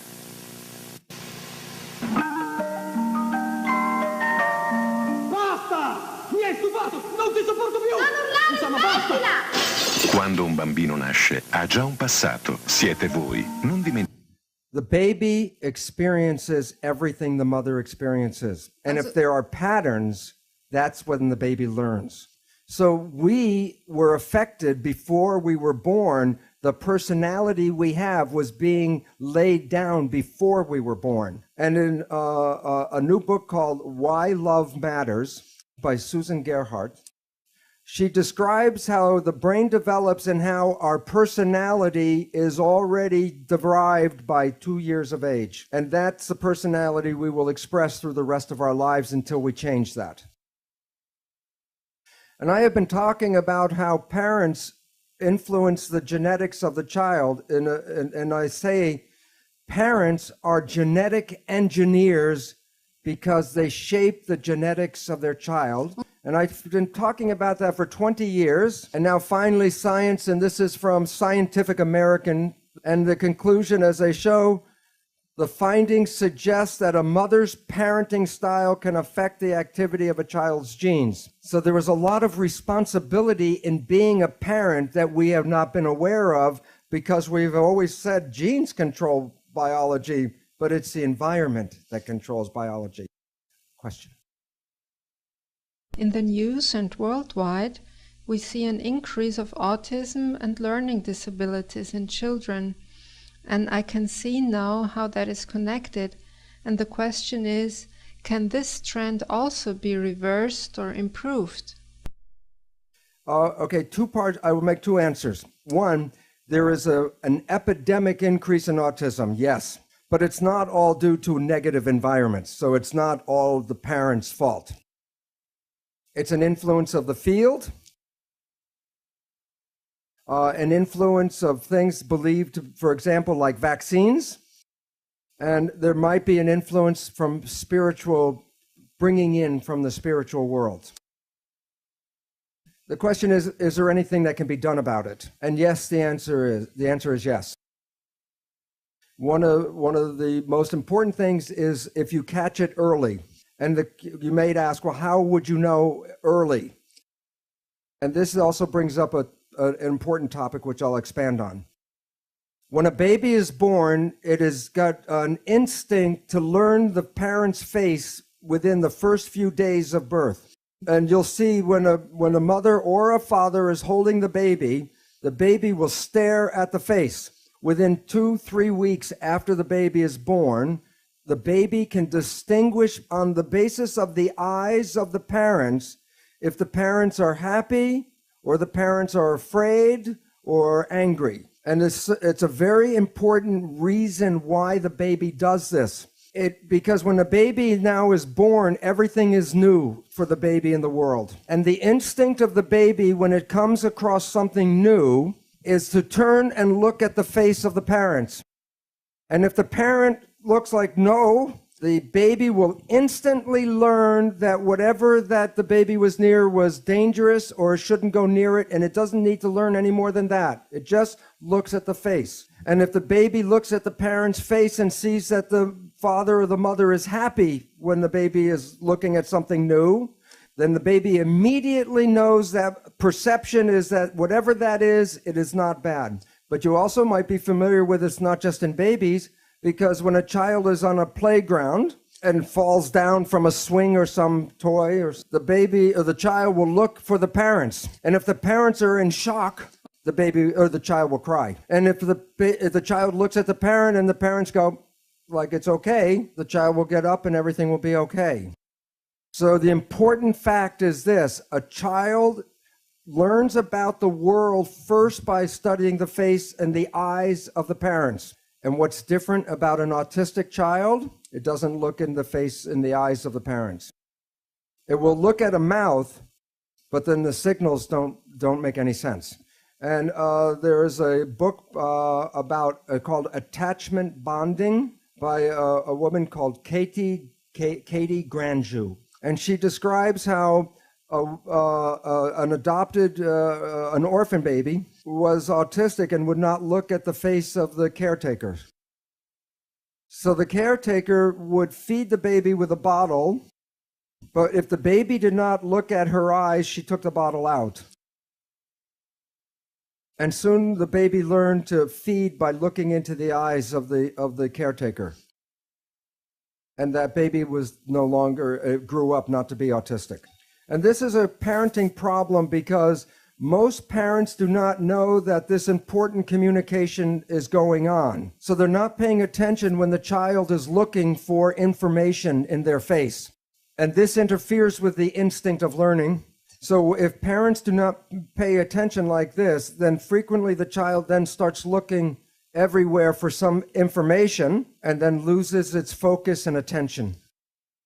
And it contributes to attention deficit disorder. Sorry. It's short, yeah. Yeah. You said that influence the field, vaccines, and maybe spiritual world. So in this context, what is spiritual world for you? To start with very quickly, I did not believe in the spiritual world. When I understood how the cells worked, I will show you this afternoon precisely what I mean by the spiritual world and how it connects to the cells. And it was interesting because I said, and you asked, one woman asked a question about the scientist influencing the experiment. Well, I had no concept of the spiritual nature. That's why I was in science, because I was a mechanist. And the results of the experiments revealed the connection of us to the environment as our identity comes from the environment. So I'll talk about it later. This is a recent review from the journal Science. And it talks about where do the patterns of disease come from. And I will blow this up. And then this is what I'll read. Environmental processes influencing the propensity to disease in adulthood operate during the periconceptual, the fetal, and infant phases of life.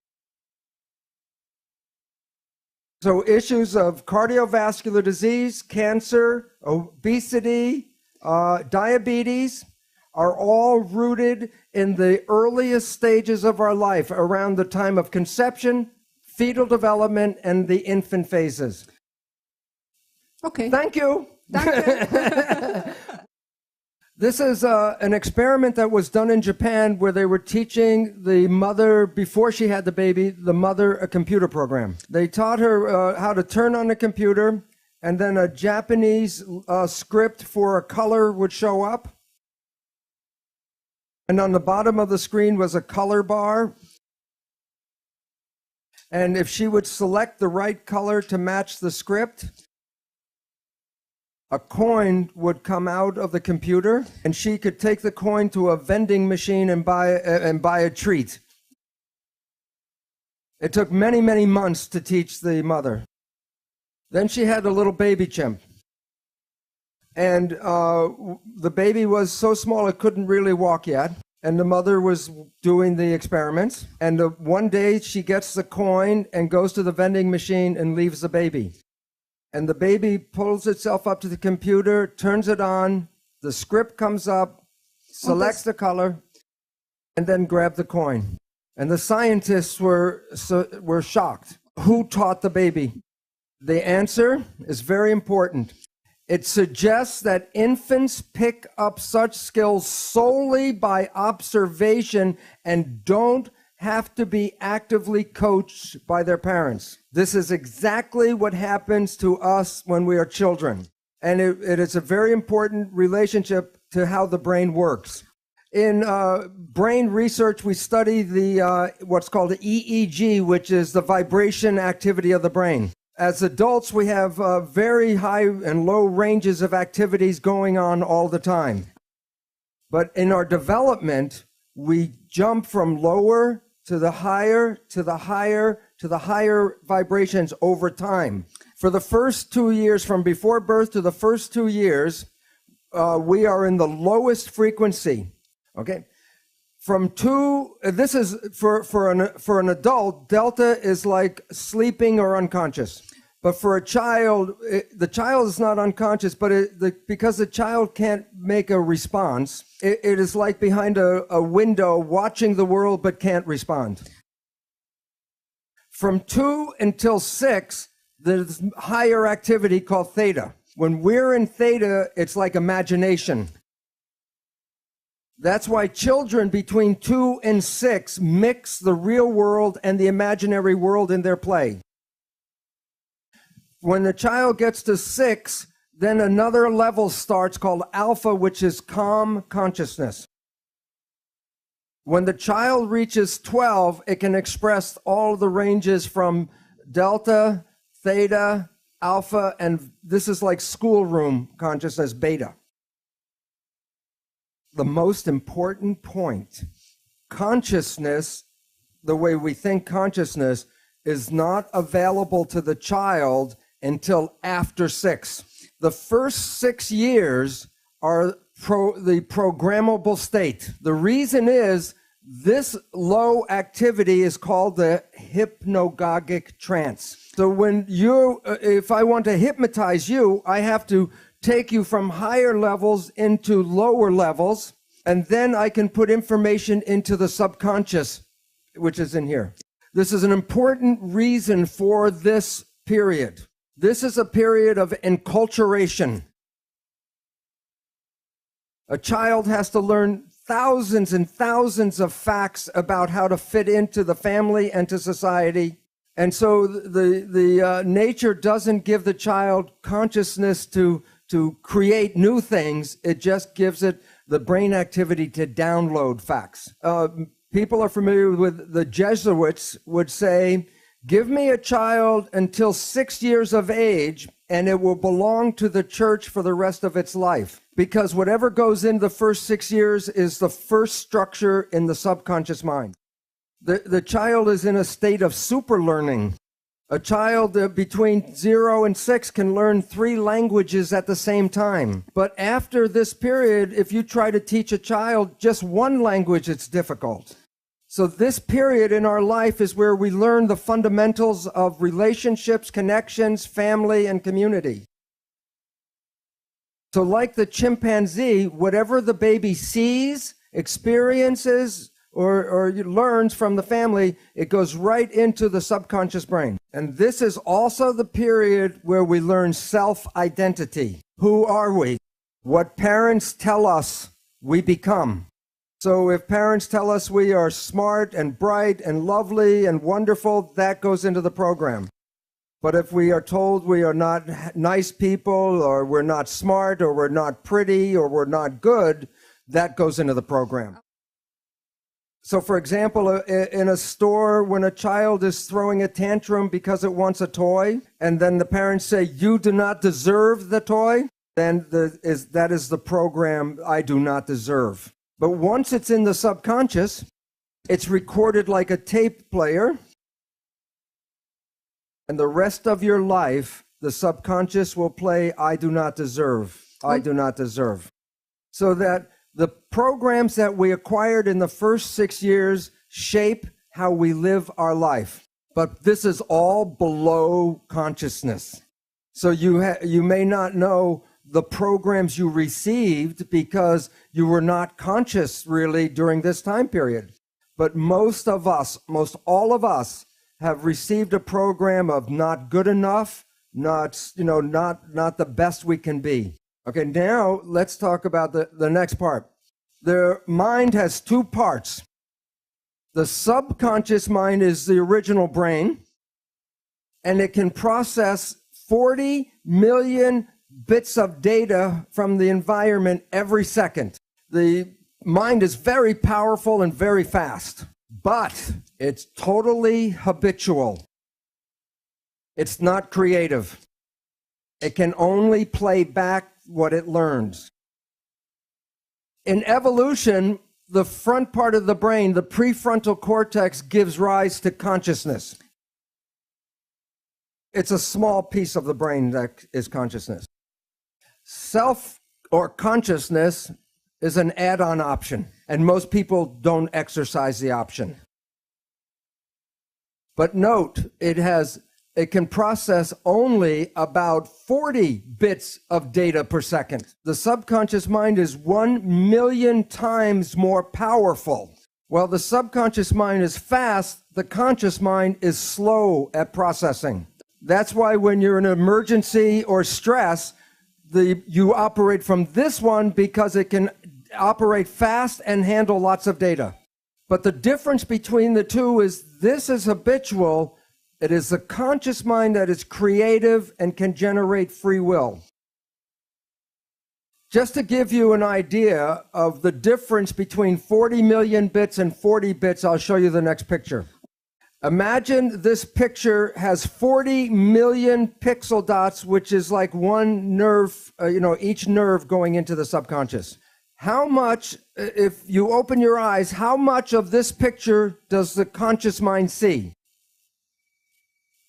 That much. I put that much, 40 pixels. Well, the conscious mind is only aware of this much. The subconscious mind is handling all of the other information. The conscious mind can control anything in your entire body. They used to say there were parts of our body that were involuntary control. But now we know that's not true. For example, yogis can regulate their heartbeat, their blood pressure, or body temperature with conscious mind. So while the conscious mind can only handle a few things, the subconscious mind can do many, many thousands of tasks at the same time.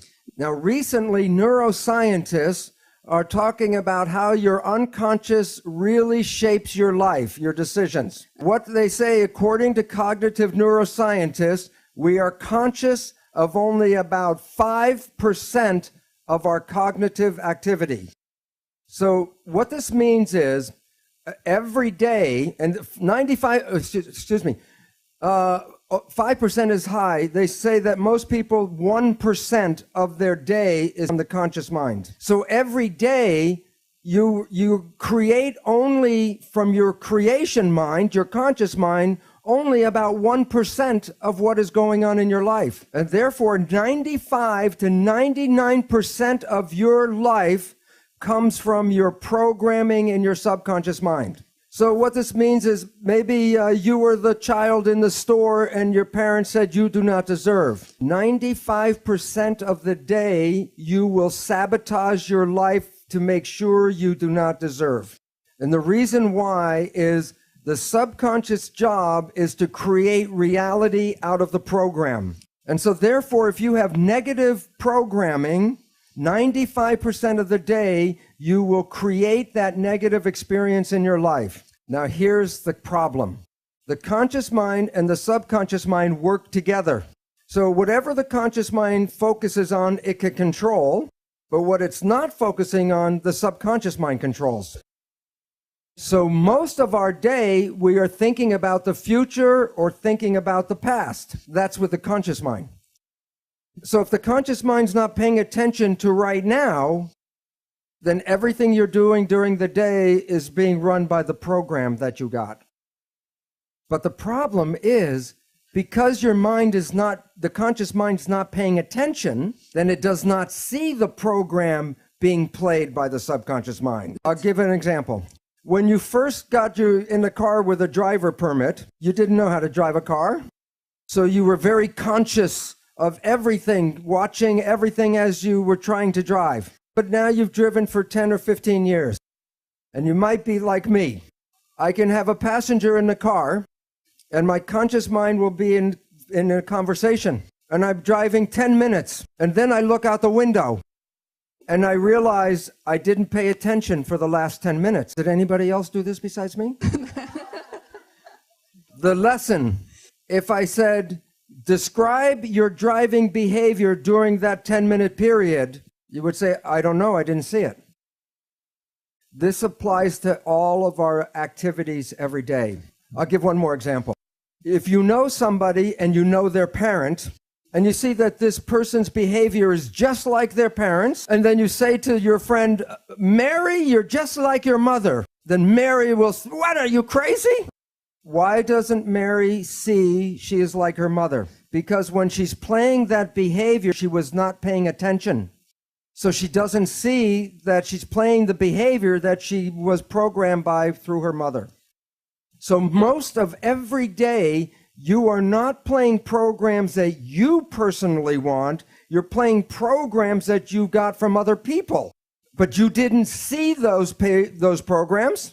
So when your life doesn't work, you say the universe does not support me. And yet the truth was, it was your own invisible behavior that sabotaged you. So what's important is some people say, well, maybe I just do some positive thinking. Which mind does the positive thinking, conscious or subconscious? The conscious mind, which works at 5% a day with a 40-bit processor. And when you're doing your consciousness, are you paying attention to what's going on? Who's running the show? The experiential programs from the subconscious mind, and that is 95% of the day with 40 million bit processor. Does positive thinking work? Do the math. And the issue is that it's very difficult to take a small processor and overpower the large processor. And you have to use what is called willpower with the emphasis on power to override. Now, here is the second catch or the second problem. The subconscious mind is like a recorder tape player. It records an experience, and then when you push the button, it plays the experience back. I don't know if they say it here, but sometimes we say, somebody says, he pushed my buttons. Push the tape and the behavior plays. So then we take our conscious mind and we want to talk to the subconscious mind and change the program. Now think about it this way. You have a tape player and I give you a cassette with a program. And you put the tape in and you push play. And the program is going, you say, I don't like the program. Then you go up to the tape player and you say, change the program, change the program. How much yelling at the tape player will cause the program to change? First we talk, then we yell, then we get mad, then we ask God to change the tape.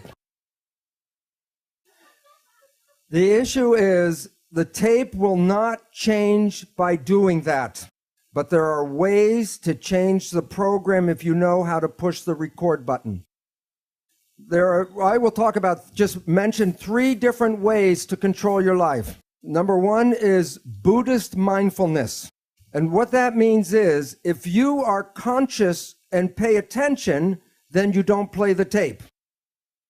And I bet everyone in this room has experienced a time in their life where you did this, and it was one of the most special periods of your entire life. It was the day that you met your special partner or the person you fell in love with.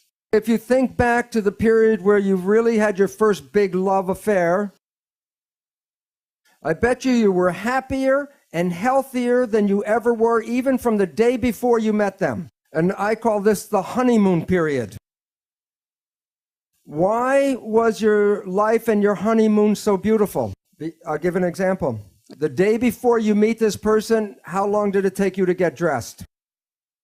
5 minutes, you put your clothes on, you're out. How long did it take you to eat your dinner? A few minutes, and then you wipe your face with your sleeve. But now, today, you meet your special love. You're going to go on a date. How long does it take you to get dressed? Be an hour or more. And then you go to dinner, and I bet you remember every rule of etiquette. You use the right fork and the right spoon. The napkin, you blot, and you didn't talk with the food in your mouth. What was different that day than the day before? You watched yourself.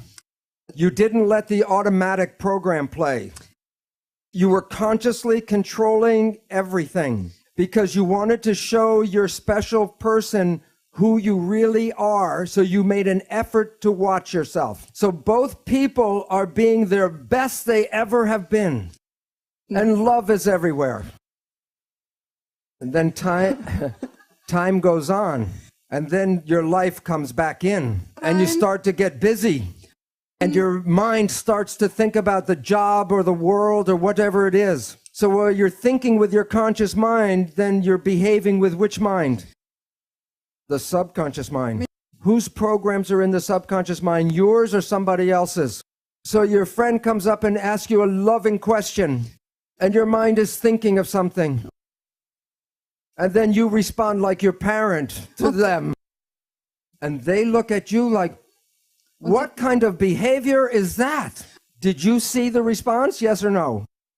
So you say, what are you talking about? And then the arguments begin, because now you're communicating as a different person. You're not communicating with the person you believe you are in your conscious mind. So if you were the child in the store at 6 and you were told you do not deserve, and then you're on your job in a little tiny room doing a little job, and you're thinking, I'm better than this, I should be running the company. And while they're thinking that, they're doing a job. Who's running the job? The subconscious. And what is the subconscious program? You do not deserve, so you make mistakes. How many of you were told you were average students?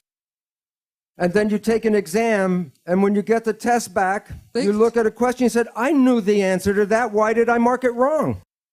Because the subconscious job is to create the reality of the program. So your life does not reflect what you want, it reflects the program you were given. So one way out is consciousness. Just be conscious, and then you don't play the tape.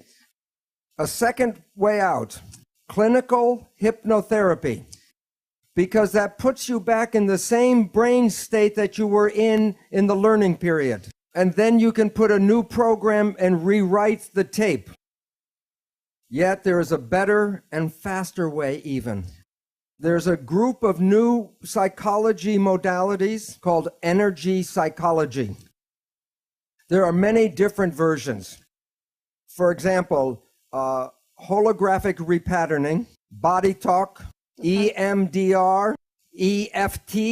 The one I am most familiar with is Psych-K, Psych-K. K. These programs are like pushing the record button on the tape player. These programs can change a belief you had your entire life in maybe 15, 20 minutes. Many of them, like Psyche, create a state of super learning like you were when you were an infant. I am not going to talk about these modalities. On my website, I have a list of all the different ones, most of them now, and you can select that and go to their own website and read about them. Okay, now what I want to talk about is your thoughts go in and adjust your body on the inside, but I'm now going to show you how your thoughts go out and affect your life on the outside. This is an older picture of a new technology called magnetoencephalograph, MEG. EEG, you put wires on your skin and read the brain activity. MEG, the probe does not even touch the head. You can read your brain activity outside of your head. It's not magic. When a nerve carries a signal, it's like an electric wire. It has an electrical component as shown in the black arrows, and so the electric component can be picked up by electrodes on the skin. But when a wire is carrying a current, it also has a magnetic field around it. And in physics, they call it the rule of the right-hand thumb. If my arm is a wire and the current is going from here to here, I take my right hand with my thumb pointing in the direction of the current flow, and my fingers show the polarity of a magnetic field that goes around the wire. The magnetic field passes through the skin. Your thoughts are not contained in your head. This was an experiment by an Indian scientist, Amit Goswami. He was in What the Bleep. He had two people meditate on each of them being present together, and then he separates them by 50 feet. And in one of the people, he flashes a strobe light in his eye very fast. And it causes what they call an evoked potential, a very fast firing of the brain. Well, this one saw the light and had the evoked potential. The other one, 50 feet away, at the same time he had the evoked potential, the other one had an evoked potential and didn't see the light. Because as I talked about yesterday, people are not particles, they're waves. And waves become entangled with each other. The people that you get connected to, you are entangled with. And many people are familiar, if you think about someone or talk about someone you haven't seen for years, and I say, oh, I haven't seen my friend John in 10 years, and the phone rings and it's John. Or a letter comes in the mail from John. Most people experience something like this. It's like the placebo-nocebo. When you think very positive thoughts of someone, they make an effort to get in touch with you. But it works both ways. If you have a negative thought about somebody, wherever they are, they will create negative talk about you. So it's very important to recognize your thoughts and your judgments are not just connected to you, they're connected to the people you talk about. So in this, people know that if you hit the right frequency, you can cause a crystal goblet to explode. It's called harmonic resonance, or I showed yesterday, constructive interference. When two waves are in phase with each other, remember where they meet, the waves got bigger? Well, atoms vibrate at a frequency, and if I use the same frequency with a tuning fork, constructive interference, and it causes the atoms to spin faster, and then the glass explodes. Now, the question is, in experiment, if I hit the tuning fork, what will happen in this picture? All of them?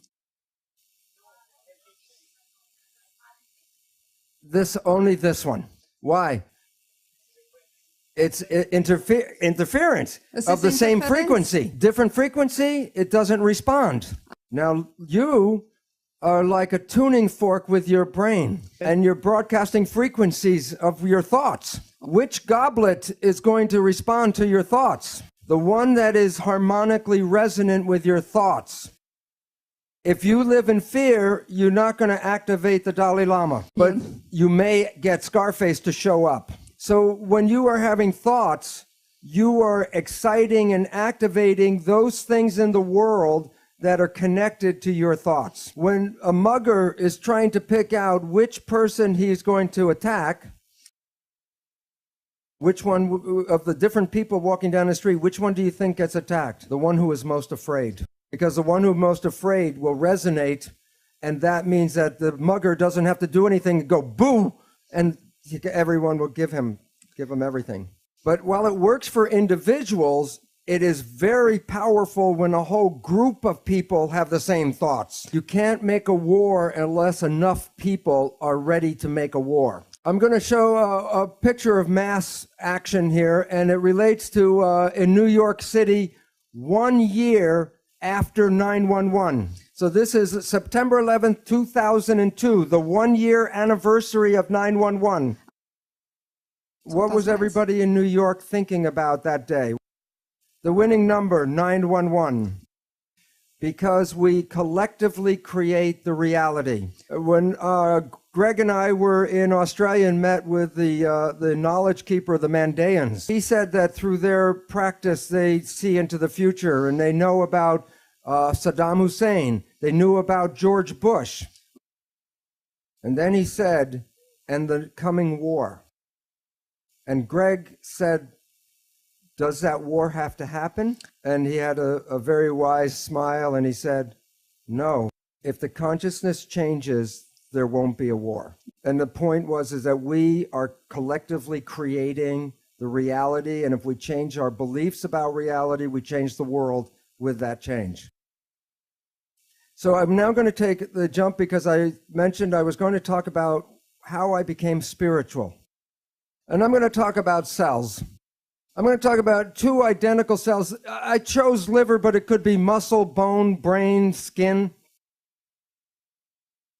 But I wanted 2 identical types of cells.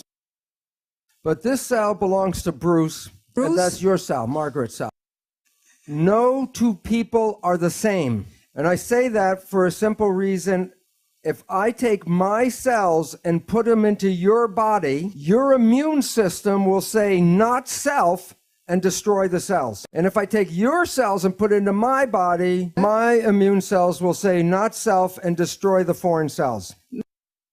So cells have identity. And I say, where is the identity that makes one person different than another person? That's why I chose 2 identical cells, because here's what I'm going to do. I'm going to remove the color from everything that's the same between the 2 cells. So where the color is left over is where 2 cells are different from each other. Magic. Where's the difference between 2 people? On the surface of the cells are receptors, like I showed on the switches yesterday. And receptors are antennas. And that the antennas on my cell receive a different signal than the antennas on Margaret's cells. But where are the antennas located? On the outside of the cell. So where do you think the signal comes that activates the antennas? From the field. Let me give you the name. The medicine studies a small group of these receptors so they can match tissue when they want to do transplants. And medicine calls them self-receptors. What do receivers, what does this receptor receive? Self, a signal. And the signal is from the outside. Now, if I take off my self-receptors, I have no identity on the cell. I can take this cell and implant it to anybody, and it will not be rejected. It's a liver cell, not anybody's special liver cell. But if I take Margaret's receptors from her cell and put it on my cell, whose cell is this? Margaret's, yes, because if I put this back into my body, I reject it. But if I put my cell with her receptors in her body, it's accepted. I transfer ownership by transferring the antennas. Now, I want you to pretend that the membrane, the membrane of the cell is opaque. No light can get in. If I put the cells in white light, what color will be in here? Nothing. So I put it in white, it's dark. But now I want you to pretend that the self receptors are like sunglasses. So what color is going to come into my cell? What color? Green. And what color comes into Margaret's cell? Orange. Right. Okay, now the most important question. Where did the color come from? From the outside. And now what is the outside? All that is. And why is it important? Because if my only lets in green and Margaret lets in red, my green came from where?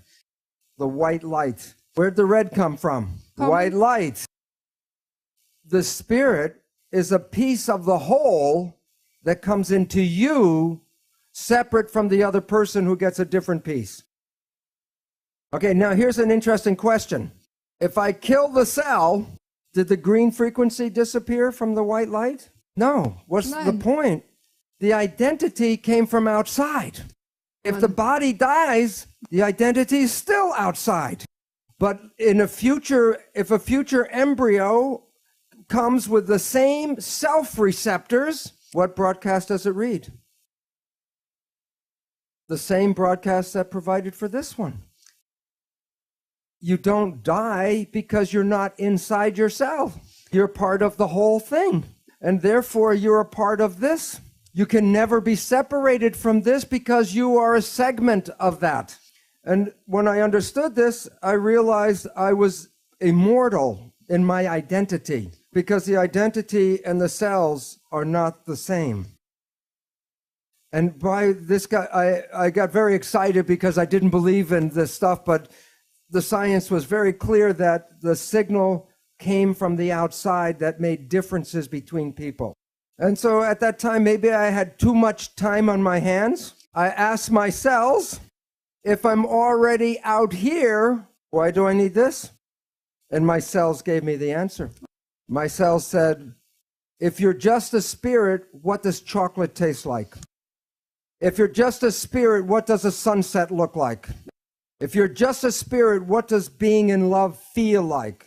And the reason is the cells convert the experiences of the world into sensation, which turns into electrical activity of the brain, which connects to our source. So the most important thing I learned at that moment was this place is for us to sense and taste and smell and touch and experience and love and live this planet while we can. And what happens when we live in fear? We shut everything down and the life is wasted. And the point about this is each person is like a frequency of the light. In refraction, white light, when the white light comes in, the spectrum comes out. If I push the spectrum in this way, what comes out the other side? White light. But each one of us is like a frequency. So we vote in this room, we don't like Mr. X, and we throw Mr. X out. Okay, so we throw out Mr. X. I take the remaining frequencies and I push them back through the prism. Do I get white light?